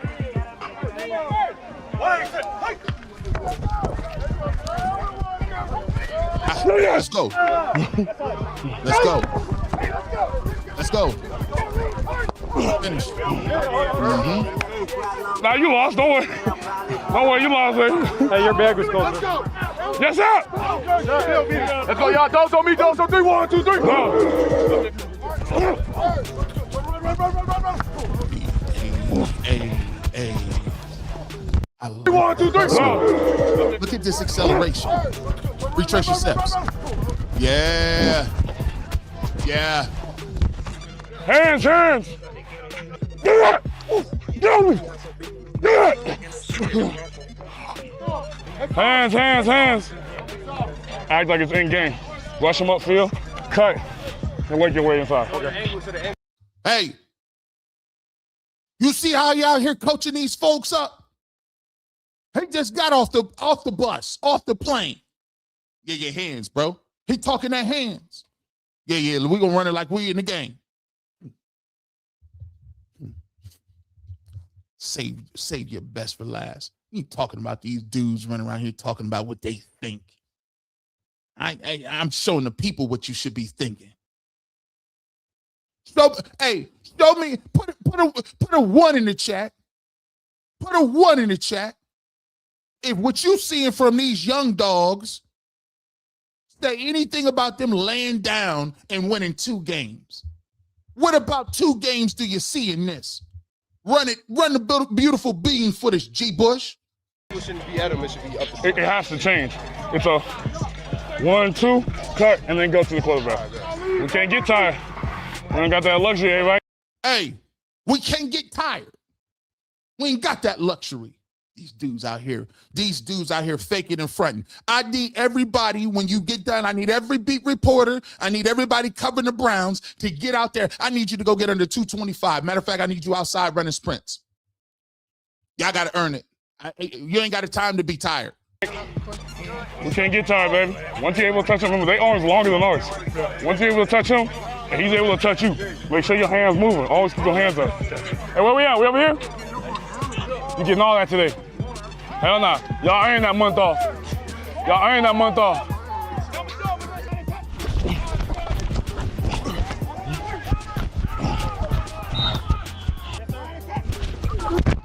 Good hands. Good hands. Let's get it. Let's get it. We get it. I got you. I got you. We with you. Let's get it. Let's work. Let's work.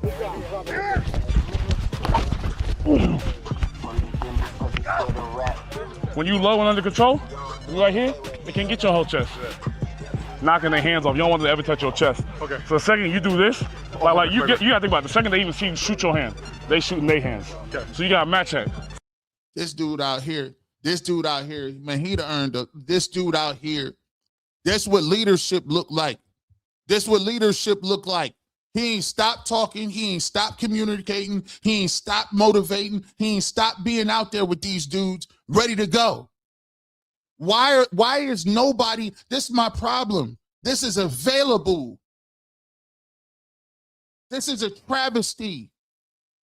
I want to thank the Cleveland Browns for letting this video be available so that we can break it down to the true Browns fans and show them what their team is looking like. Because they could demonetize this all day and twice on Sunday. But if we're going to be in this game and this footage is available for us to watch and see, and you people come with the same 4 tropes and you got this to talk about, I know something wrong with you. You can't get excited about this. It's available. Where is it at? Where is it? This ain't on your rundown nowhere. Huh? Like you shoot your hand, shoot your move. You can always be late. You can't be late enough when they grab you, and you don't want to be early because you're going to miss. Okay. You got to find that perfect window. Okay. Let's go get this work. 1, 2, stab, move. Oh, you dropping in covers now? There you go. Oh, you dropping in covers now? I see you. Lock in, baby. Lock in. I know y'all tired, baby. Let's go. Come on, baby. Let's get this, baby. We need this. Back. Yeah, you're doing a great job. You guys are killing it. Woo! That's a good play by Fano. Hey, Fano, that's a good set, though.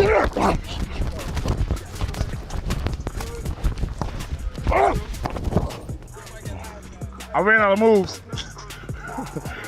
Hey, I didn't know what to hit. Hey, I ghosted the third one. I ain't want to hit double ghost. Second, I leave Florida State. Now they want to beat Florida State, wave a flag, and throw that shit in the middle of the field. Hey, we ain't do that on their field because we expected to beat them. We won with our second string quarterback. Our best running back got hurt halfway through the game, and we still beat y'all boys 24-15. I remember the score too. Hey, we got a tradition at Florida State against Miami of Florida where we beat them on their field. We take a little bit of their grass. Hey, dogs on me, dogs on 3. 1, 2, 3. Go. Hey, man, shout out to the Cleveland Browns, courtesy of the Cleveland Browns. Great segment on Garrett verse. I love it. I love it, man. I don't even, we gonna see.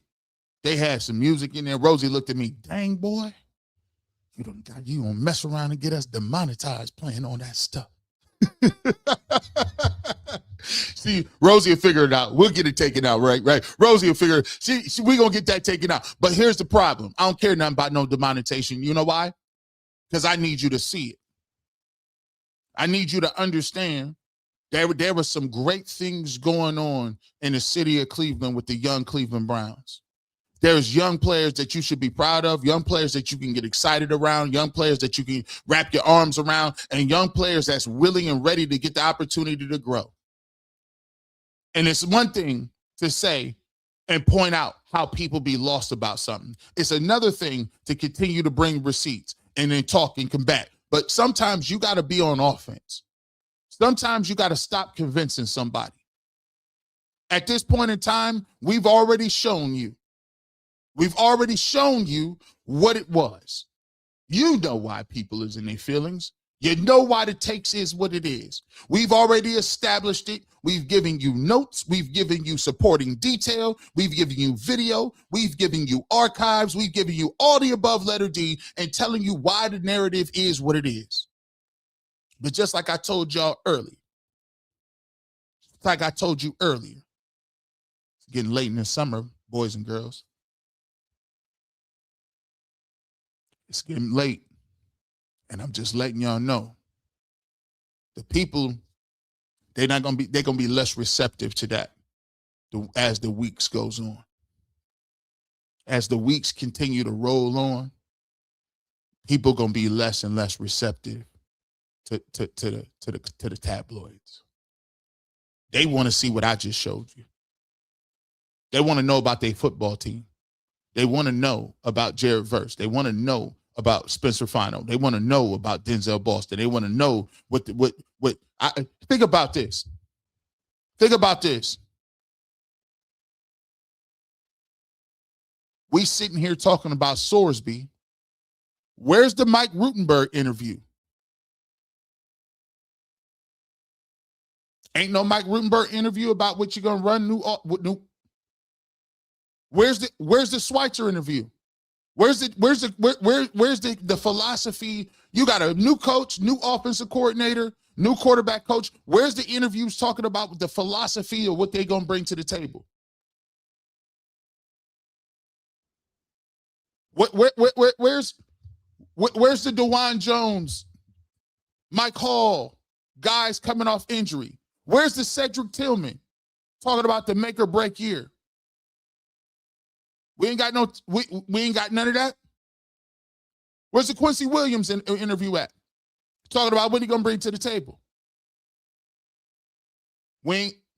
Rocket Sanders, is he gonna be able to take the second job, right? Is he gonna be able to evolve? Quinshawn Judkins, Todd Monken gonna use him more in the passing game? I'm just waiting for it.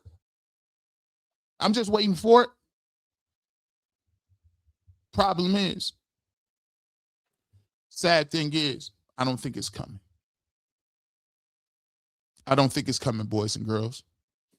And that's why you got to boss up. If you really want that work, if you really want the breakdown, if you really want the real, subscribe to the channel. Subscribing is free. All you do is hit that QR code right there. You can subscribe to the channel. And what you're going to get with that is diversification. You know you get the 9 to 9 o'clock live stream on Saturday. You get on Sunday, you get top five, one of the most growing, by the way, one of the most growing shows on the internet. Fastest growing shows on the internet. Shout out to my mom, shout out to my dad. I do a Browns-centric top 5 list type show for sports, for top 5 questions, and do it with my family in my own studio. And we do it at the highest levels. Continue to watch every single Sunday at 2 p.m. You know what Final Cut is. Me, Earl the Pearl, Tyvis Powell. You know what we do Wednesdays at 6. That boy is dominating right now. And coming up in August, we right back to what we doing. Browns All 22 film review with Tyvis Powell. Live telestrator breakdowns, real football education, exclusive film sessions you won't find anywhere else.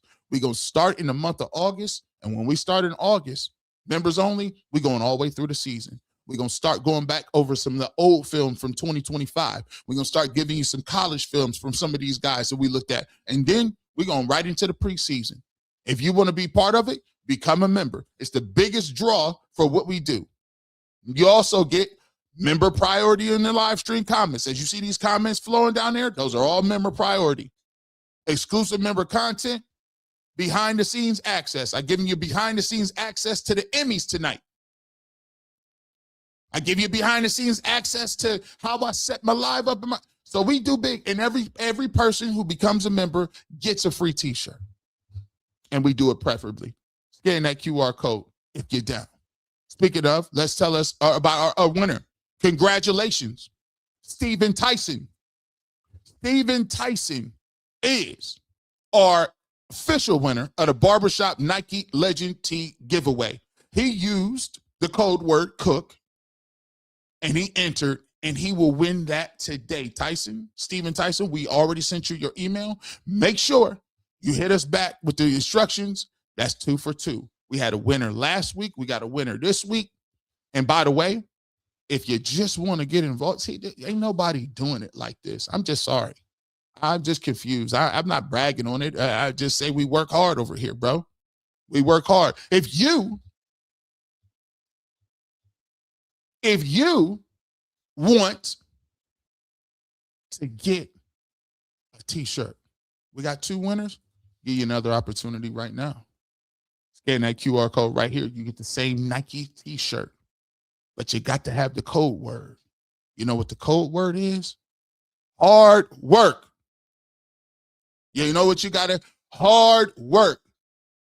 Hard work is the code word. Scan the QR code in the top left. We'll leave that on for the rest of the show.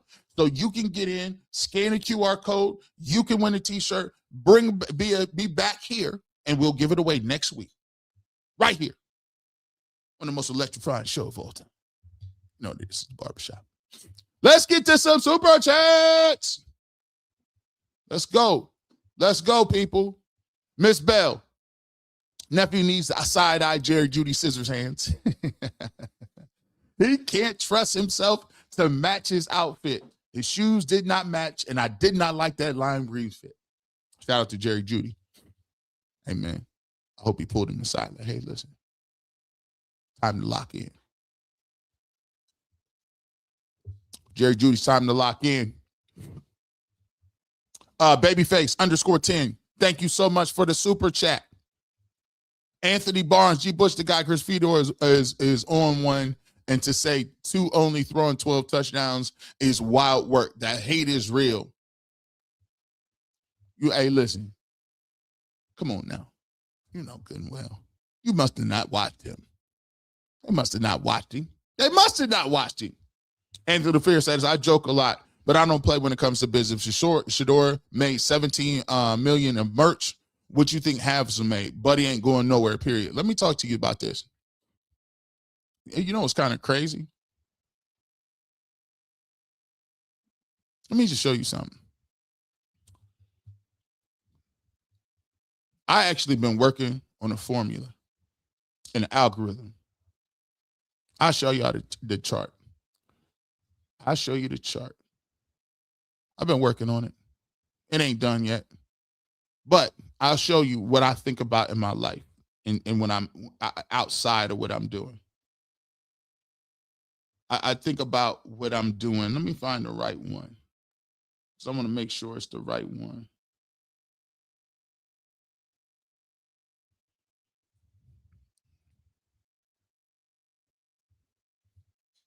By the way, don't steal this. This is trademark. Don't even try it. This is what I like to call, let me take this down a little bit. This is a proprietary algorithm that I've created that takes a look at 3 different markers. It's called Franchise Quarterback Economic Impact Index.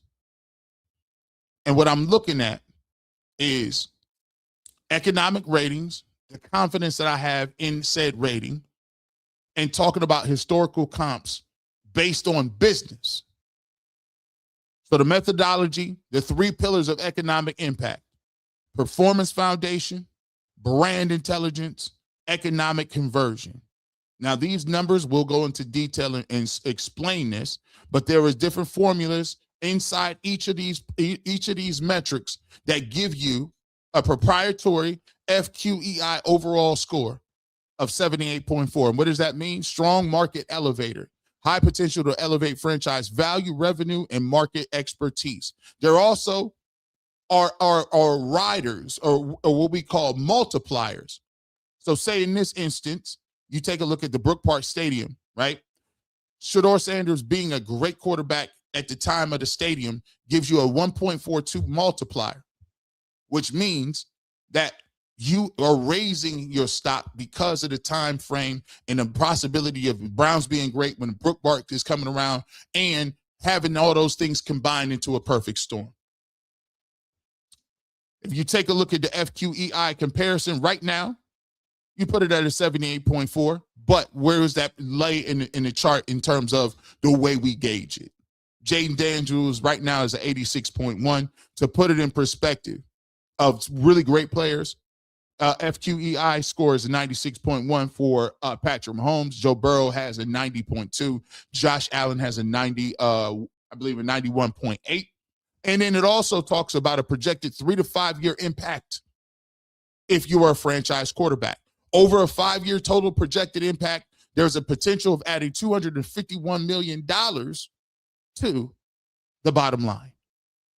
When you talk about the key economic impact drivers, you talk about national TV windows, merchandise and revenue, sponsorship value, PSL, premium seating licenses, right?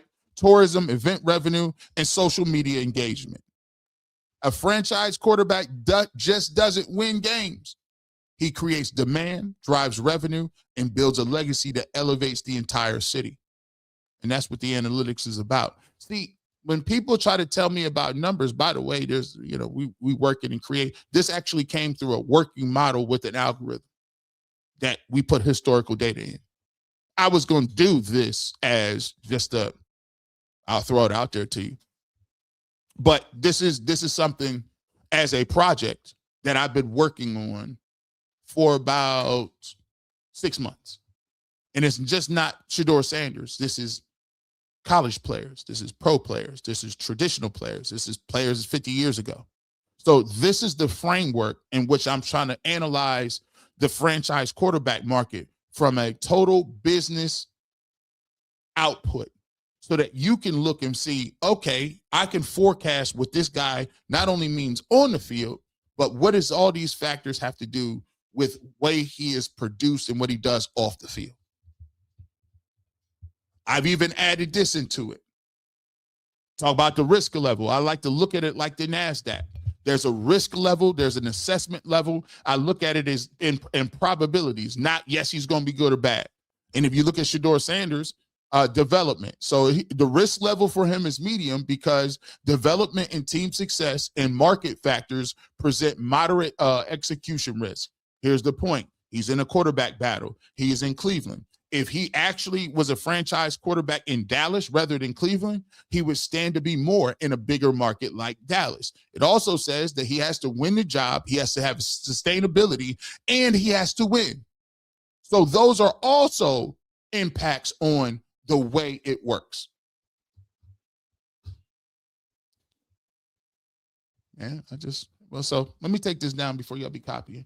So when people want to tell me, oh, statistics, guys don't know. Listen, I'm over here working on algorithms. I've been doing this for 6 months. And hey, ain't nobody paying me to do it. I just want to see if you really want to challenge. Like, I really do this, and I do it a lot. I'm like you. I play a lot, but I'm about that business. Ohio University, we some of the best and brightest. Hating is the only job a person who will work for free. Facts. When y'all talking about doing a heist, I did a super chat saying who will be the first to accept the steak dinner. I was talking about snitching. Oh yeah, that's what I thought you was doing. Oh yeah. It's either Anthony or Director Steve. Director Steve is way too old to be doing 25 to life. He's definitely cutting that deal. And Anthony ain't got one bit of jail in his background and or future. He is telling on everybody. Everybody.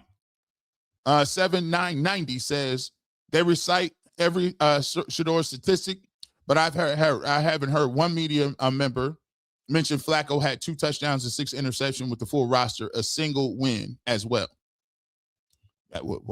Why would you let the truth get in the way of a good story? Of course they wouldn't mention that. Don't fit the data set. They ain't gonna mention that. Sandra speaks, the spirit of Earl was on G.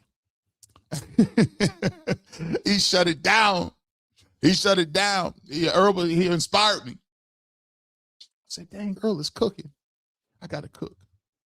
G, I'm not sure what fool to ask you to call in the show. They not watching the barbershop. They called the wrong one for the narrative. Shout out to McNuggets. I think that segment went well. They did some numbers over there. Exactly. McNuggets like, yeah, pull up. I said, tomorrow? Yeah, pull up.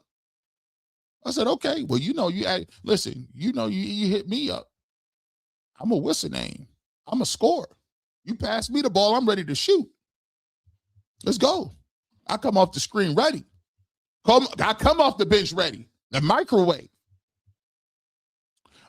King Juju says, I can see them starting Deshaun Watson because he's making $240 million.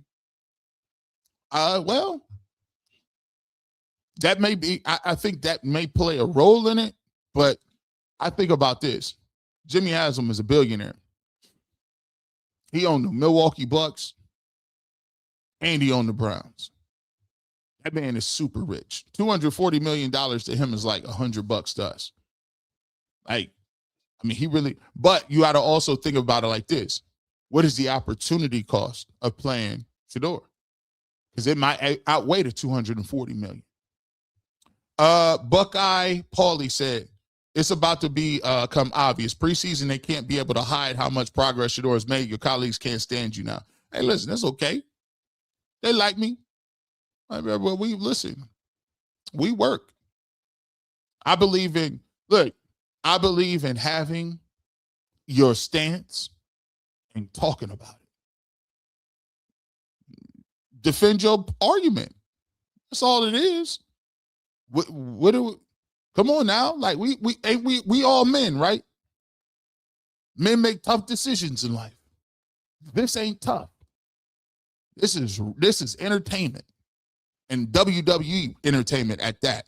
This ain't nothing to be talking about. Like, oh my gosh, I'm so salty. No.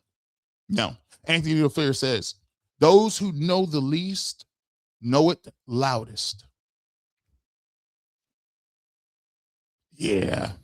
I try to be chill. I poke old holes in my own arguments. I'm like, okay, what would somebody say if I said that? Black Spider-Man says, Bull said the cameras on the helmets during practice looks.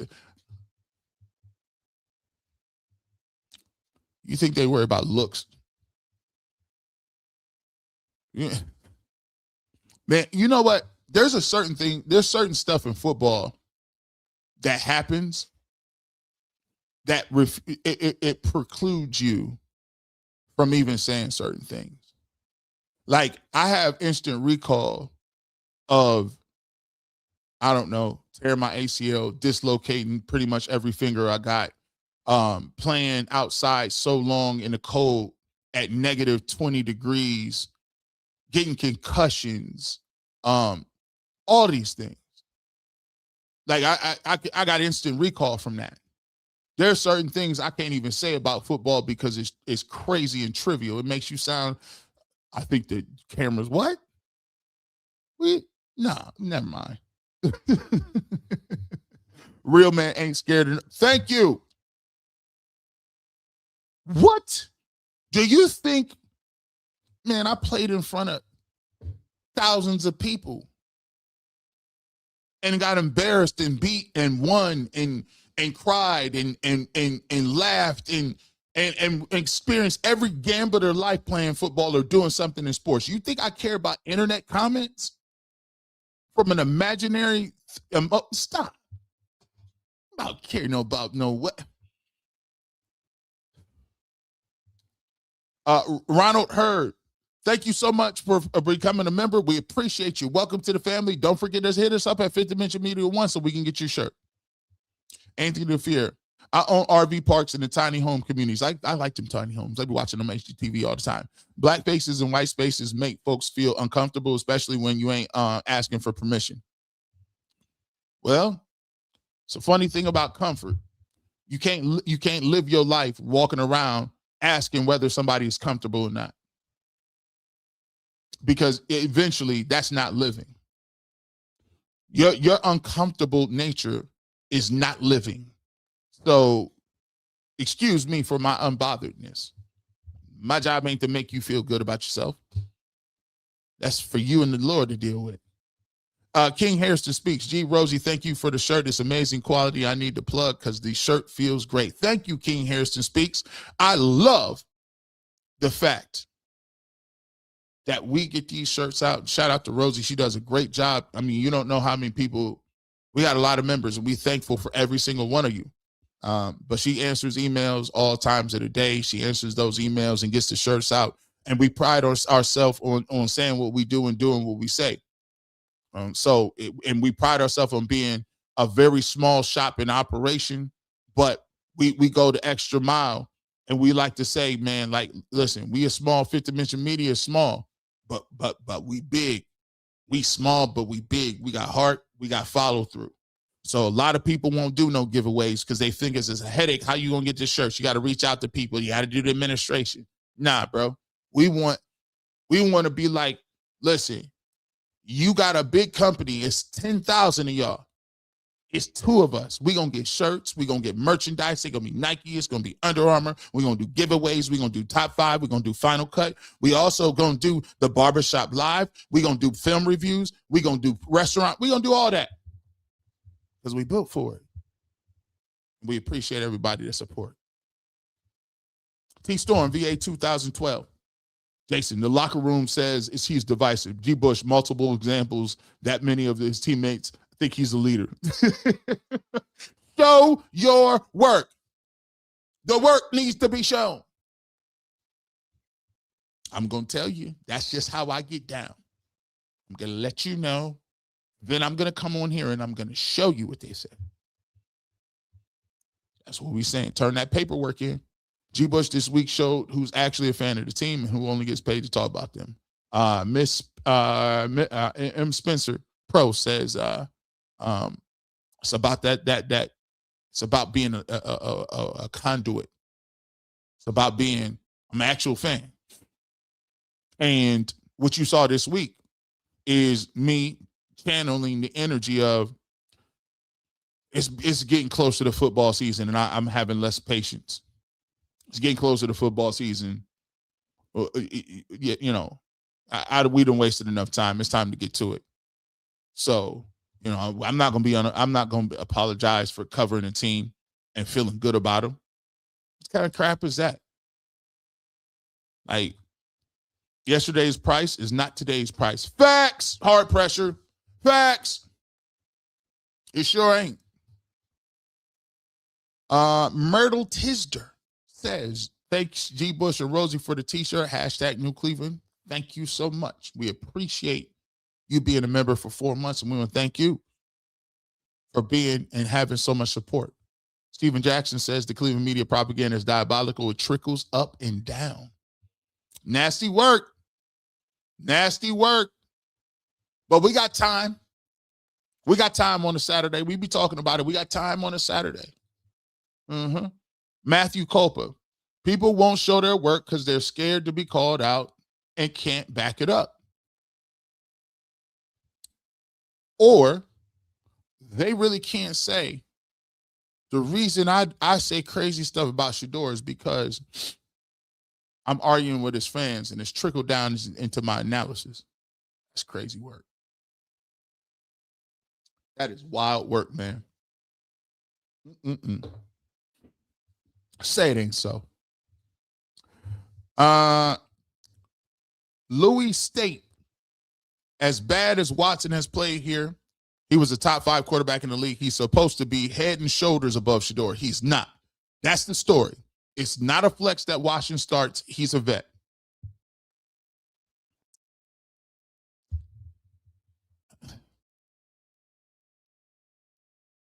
Louis, you sound like an actual football fan who understands the nature of the game. It is refreshing to hear someone state the obvious that I got to explain this to seasoned veterans who've covered the game for various time periods, over 10, 20, 30 years.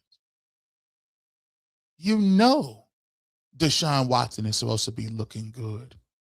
He's been in multiple offenses. He's been a Pro Bowler in the league.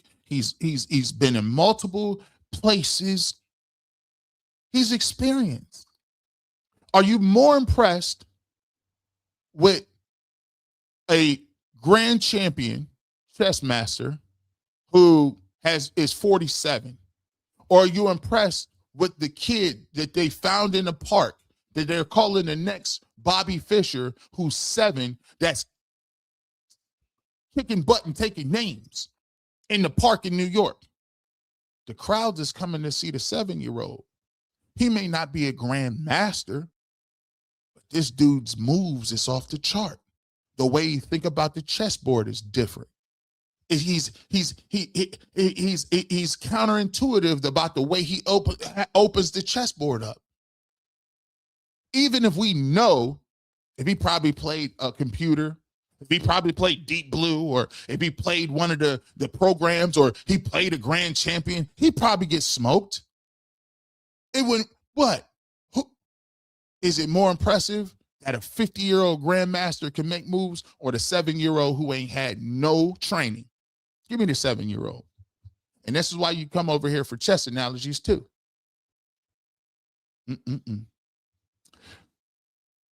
Black Nick 3 says, G, you had them dudes on UCSS starting to get under your skin. Everybody stitching. So you gave them the business. Hey, look, man, I love, you know what I like? The reason UCSS is great is where you get to see people debating full time in real time. Where you, not in that setting. Think about it. It's 3 dudes.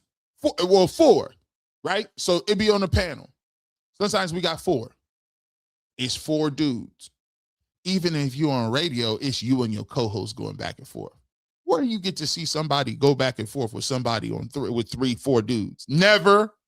Not like that. Derek Billingsley.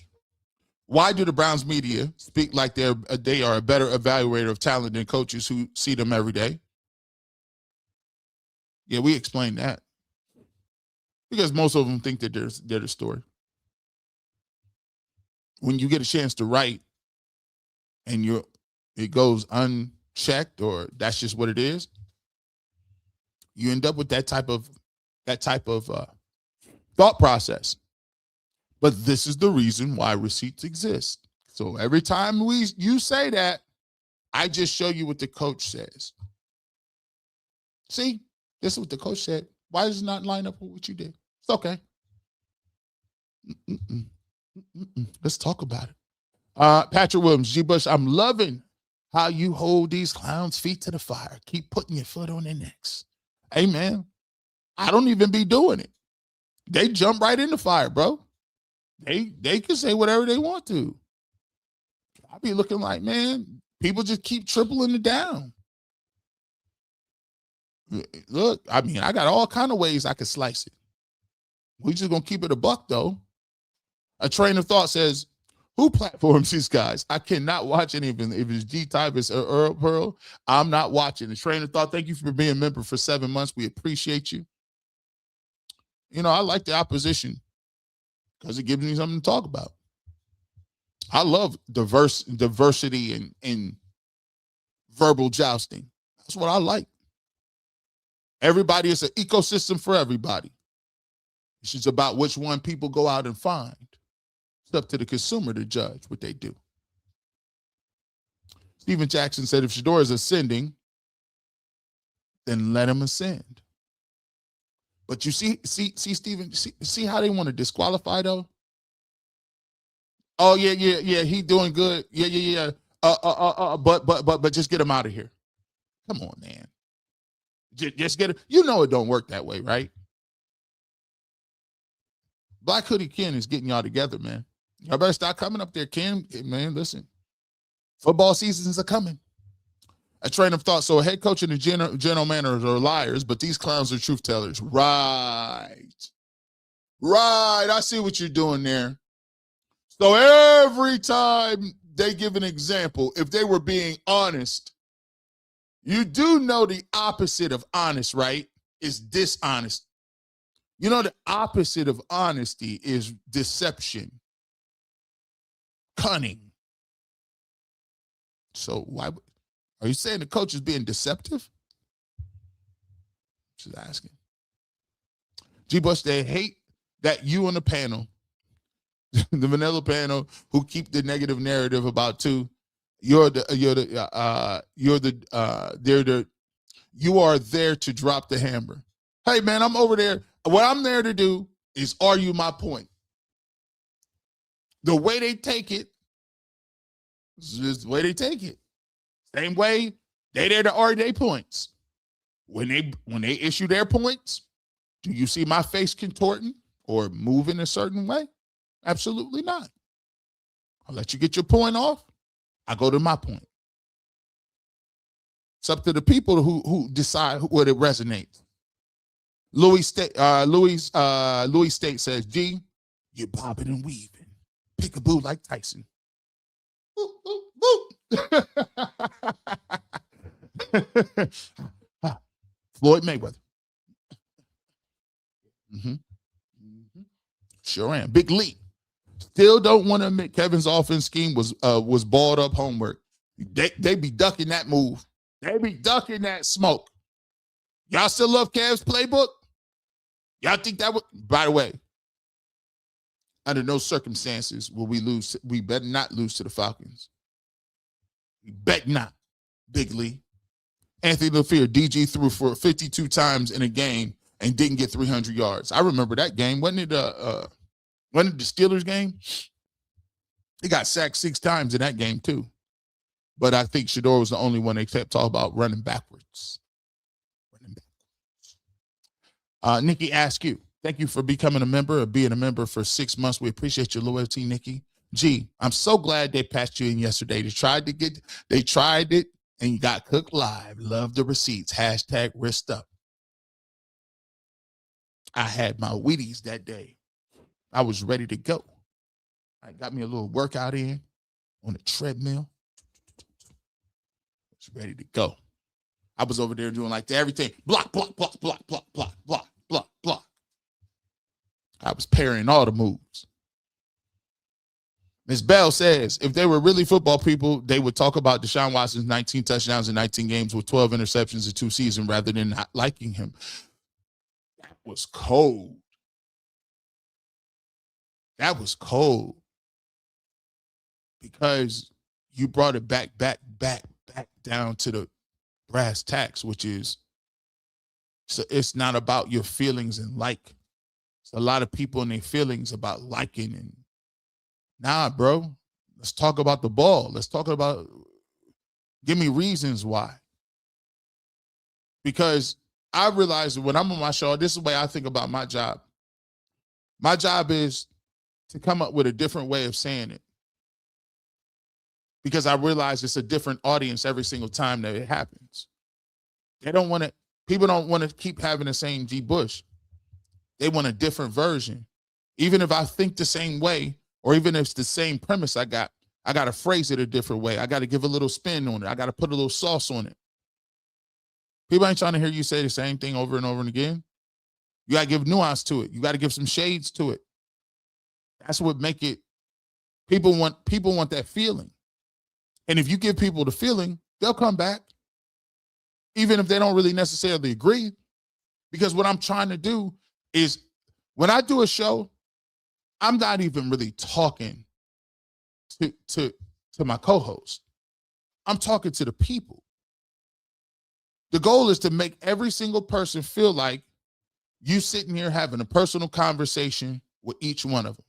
People say, how do you do 3-hour live streams? And it's crazy because I watch pretty much all the live stream because I don't read super chats to just get through them. I read them to have a conversation. I don't just read. I'm giving you real emotion, and it's like we having a conversation one-on-one. So I don't be talking to them. I be talking to y'all. That's what they should be doing. BPKC3DJ. G. Bush, this is even better the second time I watched this. You crushed them saltines to dust. A tip for your service, sister. A tip for your service, sir. Brilliant job. Thank you so much. I appreciate the tip. I appreciate it. We had to run it back. I wanted to run it back in real time. So I wanted to give you what I was thinking in real time. Thank you so much. Avery Watkins says, isn't there a football rule that you can't lose a starting job? Some would say that. But then again, tell that to Drew Bledsoe. Drew Bledsoe, first round quarterback, big arm, played for the New England Patriots. Concussions got him. And then one man called Thomas Brady, Big Tom, came in, and it was all she wrote. I don't care. I mean, it was all she wrote. And Drew Bledsoe actually was a good quarterback. So yeah, there are exemptions to the rule. Hey, yo, G. I did a video yesterday, tagged you in it real quick, but it's my birthday today, and I'm trying to get to 400 subs at 338. So I'm asking, can you get a G Bush Stimmy package for my birthday? Thank you so much, my brother. Appreciate you. Hey, shout out to the BTSN network. And here's how I always give it up, man. I'm always encouraging new accounts, new media, new people that try. The first step in creating a YouTube channel is putting yourself out there and trying. So what we want everybody to do, go out, give this man an opportunity at the BTSN channel. Give him an opportunity. Subscribe to the channel. See what it's about. See what it's about. See what he's putting out there and continue to support. And I hope that we see this thing grow. Let's get him up. Let's get him up. Let's see if we can do that. Yeah, 378. Let's check in on him, Rosie. Rosie, you think we get him 400? We're going to see if we get you to 400, big dog. We appreciate 2,000 people in here. We respect you, and keep grinding. Keep grinding, sir. Keep putting them videos out, and don't stop. I see a lot of people that stop. I've been doing videos since 2014, on and off and on. Don't stop. Keep going. Even when it ain't looking like it's going to be, keep going. I'm telling you. We appreciate you. Make sure y'all check that out. Let's see if we can get my man at the BTSN. Check his channel out. We'll put it in the comment section. We'll see if we can tap back in on him and see if we got him over the hump. A. Aaron says, independent media breaking the global matrix of negative old media. Yes, there is, man. Shout out to Big Snacks. I seen Big Snacks do an intro. He had everybody named mom on that joint. I be watching. He had everybody. He had everybody on the intro. We was all sitting around one big table, laughing and joking like it was a picnic. Shout out to Big Snacks, man. It's my guy. He be funny. He be funny. Don't forget, this is an exclusive. We gotta shout this out. Coming up, we done already said it. We done inked it. Coming up in July, Auntie Faye will make her debut on the barbershop. Shout out to Auntie Faye. Shout out to the CU aunties. I told you we was gonna get it done. We're gonna get it done. We working on some other things too. We working on some other collaborations as well. So we appreciate you guys. Tally. I tagged you on X. Go Time Dogs is a video of Colorado's new offense coordinator, creator of the Go-Go offense. I remember the Go-Go offense too. Talking about Shedeur teaching the current QBs. I'm going to check that out, Tally Heat. I'm going to check that out. Is that on the X? All right, I'm going to check it out. We appreciate the super chat. Torrance Smith, G. Bush, I see you was in your home economics bag on UCSS the other day. Cook them boys. Love how you demand those Zach's quarterback room argument. Hashtag receipts. I didn't think on my toes. Zach had it. Squinted eye Zach is different. He said, G. Bush.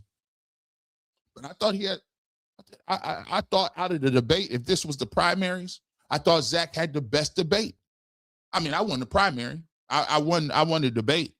So, but I thought Zach had the second best performance. But I had to be ready. I said, oh, no. I got that too. Big Truck Driver 901. Thank you, my brother, for this generous super chat. The unseasoned media prefers someone who is unseasoned to play quarterback. But if they have to have someone seasoned play quarterback, the Browns, they much rather have someone who is seasoned with RG3 brand of seasoning be the quarterback over Shedeur Sanders brand of seasoning. Because you know what that is. Shedeur's seasoning is that Lowry's. That Lowry's is the extra kick. That Lowry's is that extra something that when you bite into that chicken, you're like, what is this? This ain't no paprika. Now that's that Lowry's. We know what it is. I love this message, by the way. Big Truck Driver, you did your thing on this one. If you know, you know. Blizz Beezy says, I believe they silenced Tom Brady for speaking the truth about Shedeur Sanders. G. Bush, you forgot to mention Shedeur was the most talked about fifth-round quarterback. I don't forget to mention that. Think about it like this. It go two ways. I got this tucked away, but he's a fifth-round pick. So let me ask you a question. If he's a fifth-round pick, why does the fifth-round pick lead every discussion? Well, because he's popular. Okay. So you just talking about him because he's popular? No. It don't really matter. Well, okay. We'll stop mentioning him then. But I'm just saying everybody wants to talk about it. So why you mad? See, it's a circular argument. You want to make him regular at fifth round, but you know deep down in your heart he ain't a fifth-round pick. Because if it was a fifth-round pick and you was just talking about fifth-round picks, why does nobody talk about Taylor Green? Same draft, same round. We know why. Patrick Williams, from now on, you're Cochran Bush. If it don't fit, you must have quit. G. Bush, my man Jinx, 696 G. Bush. What was Q Judd's EPA? It was also terrible. Do they want to give him, do they want him gone too? Q is a money-making printing machine. We will never let him leave before he has squeezed every single penny out of him. Well, EPA, like all other stats, is something to be used as a disqualifier. Think about it. We all know in our minds, how quickly did the Sorsby thing go away? How quickly? Because we know that gambling is a disqualifier. However, they were willing to move heaven and earth to be able to put him into the mix so it could disqualify Shedeur Sanders. They overlooked gambling on his own team. By the way, Sorsby can't even go to the CFL. They said no. So now the CFL is out. NFL is out. And to be truthful, the only people that were clamoring to even mention his name were people in Cleveland. How funny. Don't we just all look so dumb? We just be looking bad. Kim says, G. Bush, Cleveland media does character assassination. That's not right for our black men that have to be stereotyped because of their insecurities. I always say it. This is why when you sense certain things, just ask the follow-up questions. Why? Why can't he be a backup quarterback? Locker room issues. Who told you that? It always seems to get quiet when you say that. But if you get triggered and you say, well, you start, make them show they work. If you have something that the court would like to hear, please say it. You have the floor. But reminder, you are under oath. Chef Shay says, they keep hiding behind, I hear this and that, never give a real opinion, take and what to bind behind the source. And there you go. Just ask. Just ask. Because I pride myself in, when I say something, you know how I feel about it. That's what we give. Reverend B.J. Nelson, the child of God, working in their purpose, never loses. Lima Lloyd, Grossy Bull, all short yellow bus riders. Don't know it's a God thing going on. Touch not my anointed. You'll get a godly whooping you can't handle. I always say this, man. More than anything, I don't begrudge anybody for their opinion. I don't. I think about it differently. I think about it in a way that I say, okay, if that's what you believe, speak your truth. But you can't be upset when people then speak their truth, or then people rebuttal, or people say, oh, no, this is out of pocket. Or no, what about this? That's part of it. As men in this industry, it's part of it. We got to grow up. And that's the part I put out there, what I was saying. When I came, and it's a part about the players aspect of it, is there ain't no crying about what the game is. The game is what the game is. If you play bad, people gonna come after you. That's fans. It's part of putting your skills on display. Sometimes you're gonna get hurt. Sometimes you put your body in harm's way. Sometimes you're not gonna see your family. There's lots of times you can't go out and do the things other people do because you're working out. You're hurt. You're tired. You make a lot of money. You got a lot of fame. You understand what the game is. So if players understand that, the game is different. Guys are making a lot of money in this industry. Big names, Stephen A. Smith, Skip Bayless, Jim Rome. Guys are millionaires. Guys getting money. Guys is feeding their families. If you making money off your opinion, then you gotta be okay with the criticism. But we can't be victim. Everybody, No. If you're gonna talk about Shedeur Sanders and you're gonna say things about what you feel should be true, then take what they coming with it and stop playing the victim. There is no victimhood. Somebody said something on the internet. So we want people to feel sorry for you. There's people out there actually working real jobs. Gas is $5 a gallon. There's people out there got to work 6-7 jobs. The people that's working 3-4 hour shifts turn on to hear about the Browns, and you doom and gloom. Like somebody forcing you to do that. Ain't nobody forcing you to do this for no living. Come on, man. I don't got no stomach for that type of stuff, bro. Guys out here working real jobs, bro. Trying to figure it out. You got dudes talk about what you ain't excited about. Well, let somebody else have it then. I'm not talking about I ain't excited. So? But then want to cry like, this is too much. What? Comments? This is what. Never mind.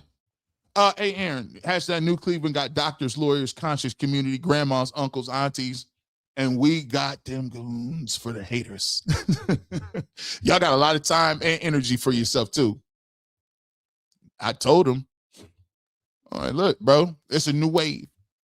People going to have their opinion. Big truck driver says, Anthony Berry is watching this. Come on the barbershop, clear up the BS. This is the genesis of the New Cleveland movement. Shout out to AB. We'll link up one day.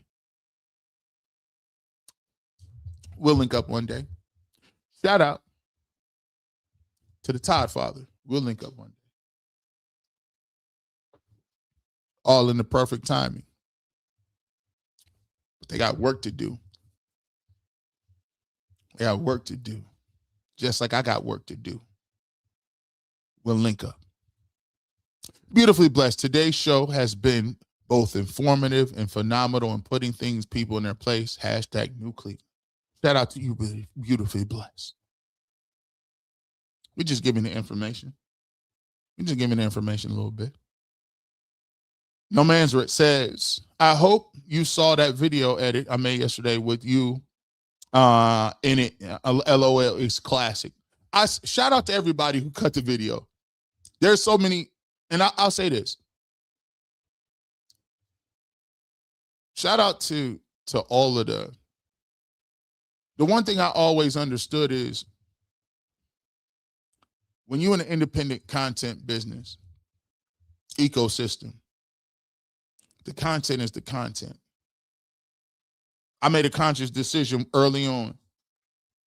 Bro, if I want to talk about independent media, we ain't going to play by no corporate rules. I ain't copyrighting, striking, nothing. You ain't got to ask me. Use it. Oh, my goodness. You're using use it. You know why? That's what the ecosystem is. There's rules and regulations. The game is the game. How do you think the game is going to grow?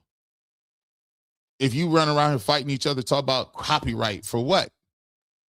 Every video that you do, every video is building a catalog of content for people to opine on. Even when I tell people like this, I even live by what I preach. I live by it. You think every video about G. Bush is positive? No. You think every comment about G. Bush is positive? No. How many times have you seen G. Bush in his own comment section, in his own Twitter replies, going out talking about people? No. I don't copyright nothing. Talk about it. It's the comments. We put content up for the audience. It's up to you to say what you want to say. I don't care. Use it. So I still stand by what I say. So I'm not saying nothing that I don't live by. And I appreciate everybody who does say nice things or does show the clips or does put those out there, because it's part of building the ecosystem of content. It's the same way people now is going to Netflix. It's the same way people using different things to do movies. It's finding a different way to bring content to the people. Let's continue. Morning G and Rosie, thanks for all your hard work. However, CP always says, don't allow my confidence to offend your insecurities. Grocery Lineman, Cabot, Bull, Lloyd, etc. Show your work. Hashtag David Walker. We appreciate you. Show your work. Thank you so much for being a member for 7. Show your work. I'm going to continue to show mine. I'm going to continue to say, this is what I feel. This is why. X, Y, Z. Neil Gray. The problem is everyone wants to dictate and make decisions for the Browns organization, ignoring the owner has some vision. General manager Andrew Berry plans and Monken and coaching staff decisions for the 2026 season. Facts. Who said, like, what kind of elevated thought process? How many times did this is crazy. You ain't never heard me say, I don't think Dylan Gabriel's that. I'm the person who said, come on now, Dylan Gabriel is. How many times you ever heard me say, cut Dylan Gabriel? Name one time you haven't heard it. Matter of fact, you've heard the opposite. I said, okay, he started 6 games for you. I knew he was never better than Shedeur Sanders, but you invested a 3rd-round pick on him. Why would I cut him? If I need 3 quarterbacks, he can't be the 3rd one. I just wasted the pick. Let him prove it. Let him fight it out. Nah, get rid of everybody. Come on, man. Come on now. Neil Gray. Don't be surprised that the team get over 10 wins just based on chemistry and hunger. These young Bulldogs are confident because of his players, general manager, and coaching staff. I wouldn't be surprised at all. Would not be surprised at all. Big Truck Driver became a member. Thank you so much, my sir. We appreciate you. Make sure you hit us up at 5th Dimension Media 1 so we can get you your T-shirt out to you. This show is worth my money. Thank you. That's the point I try to look. Consumers decide what it's worth. The people decide what it's worth. And so what I try to do is come out and give an interesting show so that people will want to tune in each and every week, and it's worth investing in. So I thank you for saying that. Some more for the Barbershop, Kool-Aid Mafia, The Final Cut, The Top 5, G. Bush and Rosie putting on for the city. We Dog Pound, Big Dog, Go Brown. Selmo Fudd, thank you so much. I want to thank everybody. Shout out to my mom and dad, Bryson and Trent, for the Top 5 crew. Final Cut, Earl Tyvis Powell, right? Shout out to them. Rosie for holding it down. Technical director. Let me just tell you something, man. I be telling people. She worked when she do Top 5, she worked 5 cameras. Put it in perspective. We got 3 cameras at UCSS. Director Steve does a tremendous job. Rosie does that same job with 5 cameras, multiple videos, and switching between each one and running the graphics as well as the sound. We done been up for a lot of lighting. Me and her done been up nights, whole nights, just looking around. It ain't right. Sound ain't right. Video ain't right. Shades ain't right.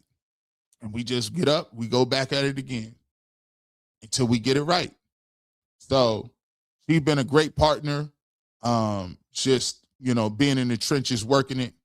And to put together these type of broadcasts consistently is something that I thank God for giving us the patience to do, but I also thank him for giving us, the teamwork to be able to do that, because it's tough when you're dealing with a business. You're trying to do a business. She got a job, and it ain't a regular job. It's, she's dealing with accounting and different things, and so I'm glad God gave us the mental makeup to be able to work through some of these things. And I appreciate the contributions from everybody who make the Fifth Dimension thing possible. KCM5415. I got my t-shirt and love it. Thank you, G and Rosie. Another person who's loving it. I appreciate you. Thank you so much. Appreciate you. CBS Rig says, Rosie, please exclusively feed G whatever you did last week. Nothing else. He has been on a straight heater, undisputed KO tour, all shows, all appearances. What did you eat? What did we eat last week? I think we listen, we worked. Let me tell you, we worked so hard. We ate TV dinners. We eat because we ain't got no time. Usually you see me in here cooking it up. TV dinners. Hungry. We got to put that content out. ATL Big Walt, thank you so much, my guy, for becoming a member. We appreciate you. Welcome to the family. But don't forget, hit us up at fifthdimensionmedia1@gmail.com. We'll get your shirt out to you. Big Snacks. G. Bush, why we always on the same page? I've been cooking them all week. They scared of the fans. I'm cooking them tomorrow. We're going to be pulling up. My mom was watching. We was watching Big Snacks the other day. Hey, I seen it. Hey, Big Snacks. I seen them. I said, oh, Ken. Black Hoodie Ken. Ken getting tired. Ken getting tired over there. He keeps saying, you ain't going to keep coming on my morning show getting us eviscerated. I don't know what y'all talking about. RDM says, G. Bush, they love to talk about quarterback and stats, but they never talk about the Pop Warner offense and 16 points a game Stefanski took with them. Facts. They always strike that from the record. Well, worst quarterback. Who was over the worst offense in the league? Who was coaching up the worst quarterbacks? All 3 of them, 4 of them. Potter's Pub Sports. You, Eric Bischoff, and Adam the Bull are the 3 of my earliest inspirations for broadcasting and producing. Thank you guys for a decade and to many more. Man, it's a decade. Wow. I've been in it that long. I've been doing broadcasting since 2010. 2010. It's 20. That was 16 years. And I'm still looking younger. Shout out to that moringa. See, babe, I told you you should try that moringa. Moringa, yeah, It's native from the Philippines. I put her onto it. You know what I'm saying? She like to do roots and berries and stuff. I straight up just be having all the gummies. I'm not gonna be eating no ginger. I just eat the gummies. So I'm just saying. VA Auntie, the Browns organization need to insist that all media insiders be replaced. That's funny when you insist. I insist you be replaced. Is that like a suggestion, or is like, how does that even work? This is funny, man. Ida York, today's show right on point in every aspect. Yes, the coverage by the Shedeur is more than his football play. That's why his supporters are loyal and prayerful. Just want fair opportunity to succeed. That's it. Leave him alone, man. I ain't heard nothing from him. From the dude. Even I seen the well-off media. He said he ain't even wear no jewelry. He ain't had no jewelry on in a minute. Now don't worry about it, Shedeur. I'll wear the jewelry for you. Don't worry about it. We still gonna wear the jewelry. But he ain't even doing too much. Irvin Reed Templar up. It says, how many flex games are we getting for Prime? Let me tell you this. If they start, they on the road, 2 games, right? They start off the road. They come back 2-0. We lit. We lit. By the way, if you want a free t-shirt, still got time. We almost up out of here. Click that QR code on the left-hand side. QR code on the left-hand side. Use the code word. Hard work. Hard work is the QR code. Scan it. That's the code of the day. And you will be entered. We will give the t-shirt and announce the winner coming up next Saturday. St. Clair 101. Why don't someone like Chris Fedor realize offering up your personal feelings about a player in a professional setting can get you gone? Well, actually just invites people to, you basically, I would never put, look, I try, it's about, you phrase what you want. I wouldn't go as far as say, I would rather claw my eyes out to see this player play. That's not how I would phrase it. I much rather prefer telling you this is why I don't think that this is what it is. This is the context to it. And this is why what my thesis improved that I feel this way. He's entitled to his opinion. Now the reaction, it get kind of contentious in them comment sections, my bro. Our life is beautiful. The culture has always required us to show your work. That's why the quarterback competition is so important. We welcome it. Show your work. Nobody is getting a free pass. The scary part about it is I think you know that. What happens if he's cooking? What happens if it looks different? The world will see it. Gotham Medium Lash, G. Bush and Rosie, thank you so much for the hoodie that I won. It is excellent product. Great quality. I am proud to be supporting you in New York. And once again, the Suds have died down in Ohio or in Ohio. My, so much dirt we see. Gotham Medium Labs, thank you so much. And that's what we like to hear. Excellent product. Great quality. Those are the things we stand behind. That's what we try to bring to the table. When we come out here, we talk about this stuff, we want it to be about the quality that we giving out. We want it to be about, hey, when you get your shirt, we don't want no balled up shirt. We want to say, dang, G. Bush, this how y'all cooking? No. You balled up that little shirt. We don't want that. We want good quality. So we appreciate you. And we appreciate you guys. If you got the hoodie, if you know, we appreciate it. Let's talk about it. Ellis, shout out to OG. I just texted you yesterday, OG. We appreciate you. Just text you, man. I'm on my 58th season. I'm not trying to hear let's lose on purpose. I know. I say to the caster drops, I'm on the back nine. I'm running out. These young pups are going to have Cleveland on fire. There's somebody that's been on the show multiple times, talking from a fan's perspective. These guys talking about what ain't nice. Come on, man. He been watching these dudes. He was one of the OGs. One of the OGs that when the team got took, he was down there at City Hall talking about, let's get our colors back. These young dudes don't know what he's talking about. Speak it. Mike Stephanie, I'm with Miss Bell. I got a super chat, everybody. I don't care if they read it or not. That's such bro, that flex just shows y'all. It's y'all, the petty nature is at an all-time high. And it made so many people back off because y'all just said, think about what you did. Think about what you're just saying. It don't matter if you acknowledge it. You know, and I know I said it, and you seen it.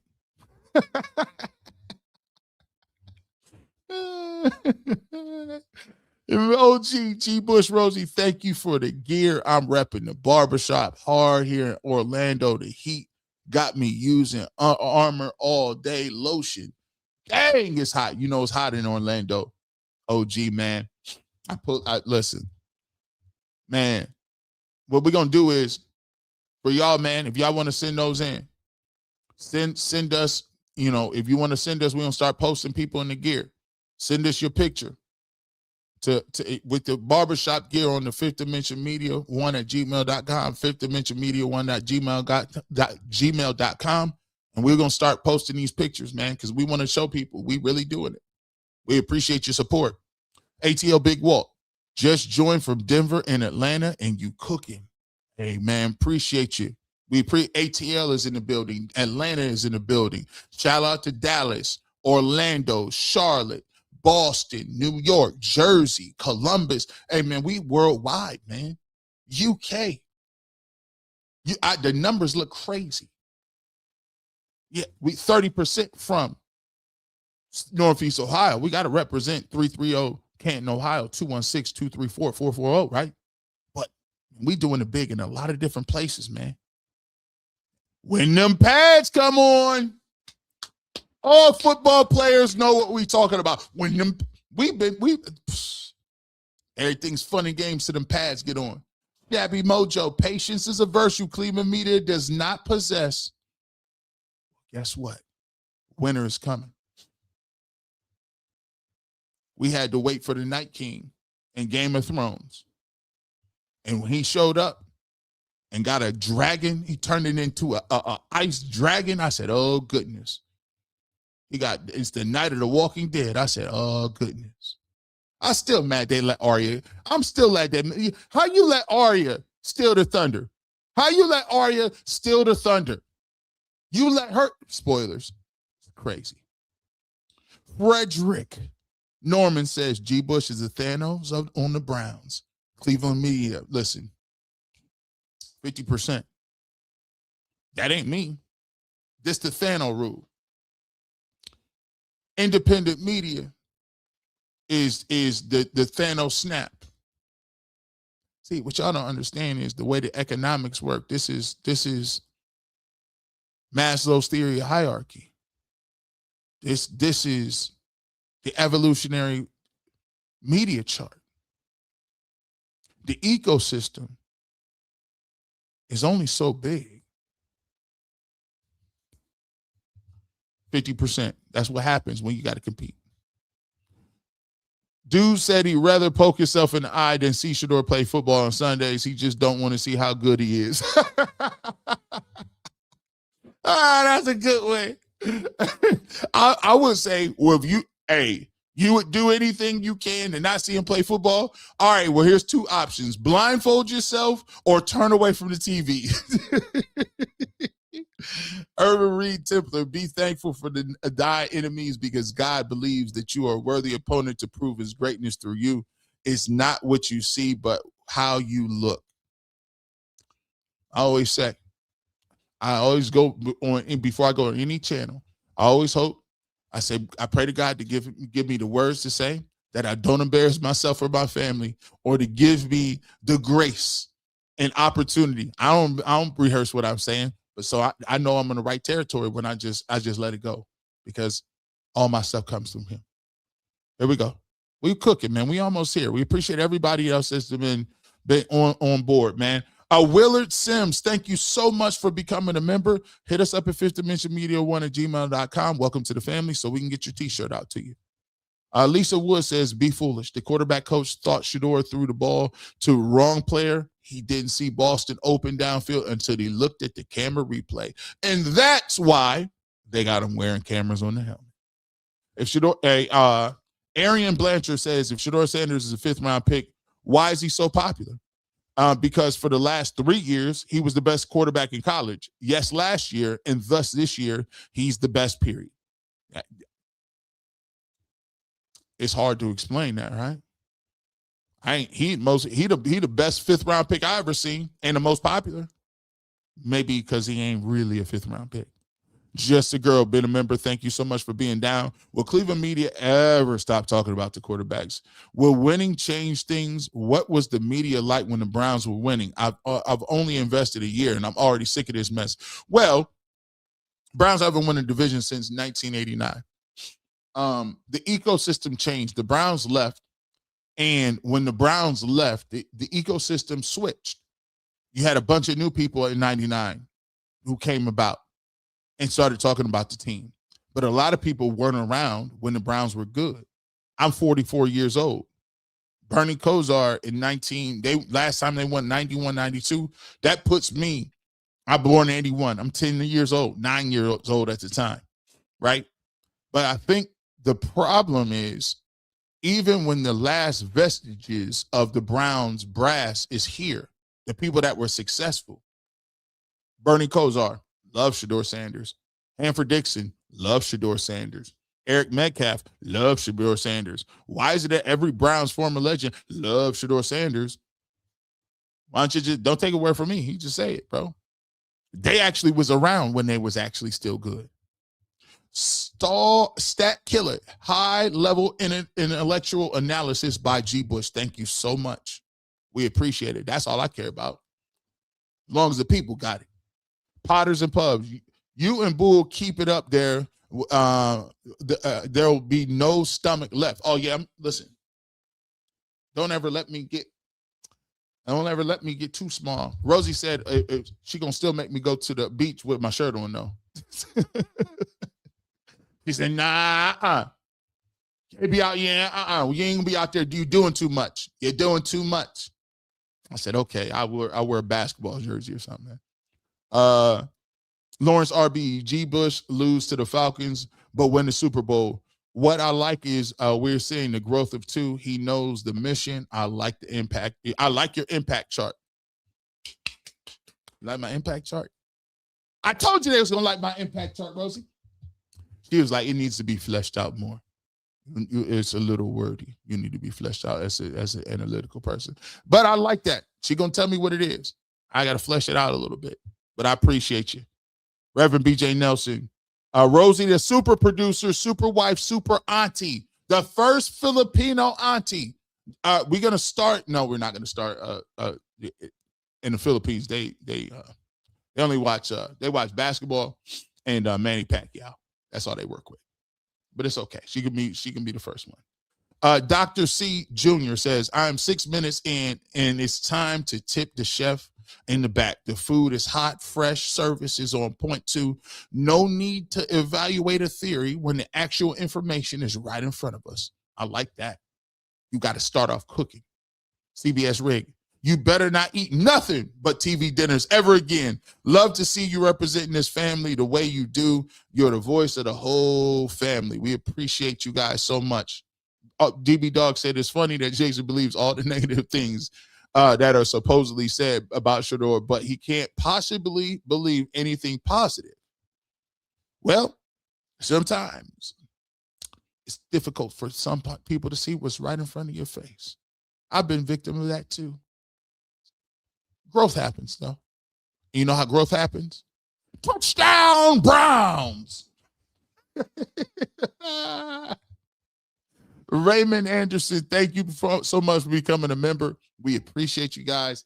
Make sure you hit us up at fifthdimensionmedia1@gmail.com to make sure we get that shirt out to you. Casey M415, I have to agree with you on what you said at Ultimate Browns. When the Browns win, we will not accept the naysayers. They can stay where they at the end and remind them daily how they wrong. Hey, listen, I was just being optimistic. I was just trying to speak life and exist in them. It's going to be kind of hard for some people to come back, but they got to start changing now. If they slowly change from now into the wins, y'all might be receptive. Some of them ain't never getting on. Some of them going to have to just find some other stuff. It's going to be, Some of them. Neil Gray, imagine beating Pickett, Flacco, Dillon last season without reps, outplaying Rodgers, Burrow, Geno, and Cam Ward. Do you think Shedeur is scared of a quarterback competition with his teammate Watson? No. He already been through, you know what? This light work. No man's Rick. Call-in G. Bush is more gangster than Studio G. Bush. See, call-in G. Bush, they can't interrupt me. But G. Nah, call-in G. Bush, you can't interrupt me. You know it's a time delay with that. You know it's a delay about a half a second and a half.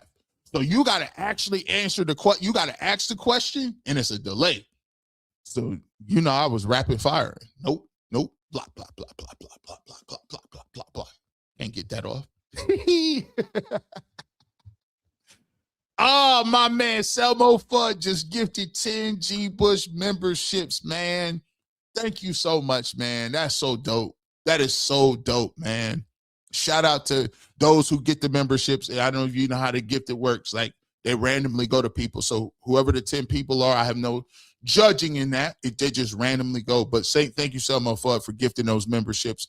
And we hopefully we feel like you appreciate and find value in those memberships. Thank you guys so much. Don't forget, scan the QR code for the t-shirt. I want to thank you guys tonight. Hopefully, fingers crossed, everybody prayerful. We will be at the Emmys tonight. So hopefully we can bring one home for the city. Hopefully we can bring one home for the city. I will be on the red carpet tonight. We'll be shooting the behind the scenes, and everybody be prayerful, man. So shout out to everybody. It's a great opportunity because being so down for the independent media and holding it down in the streets, it shows that you can do big things. You can don't let them tell you can't do both worlds. You can do your own thing and be in the community, and you could be a representative of winning an award at the highest level. So it's a blessing to be nominated, win or lose. I'm just happy that we were nominated. We'll be there, me, myself, Anthony,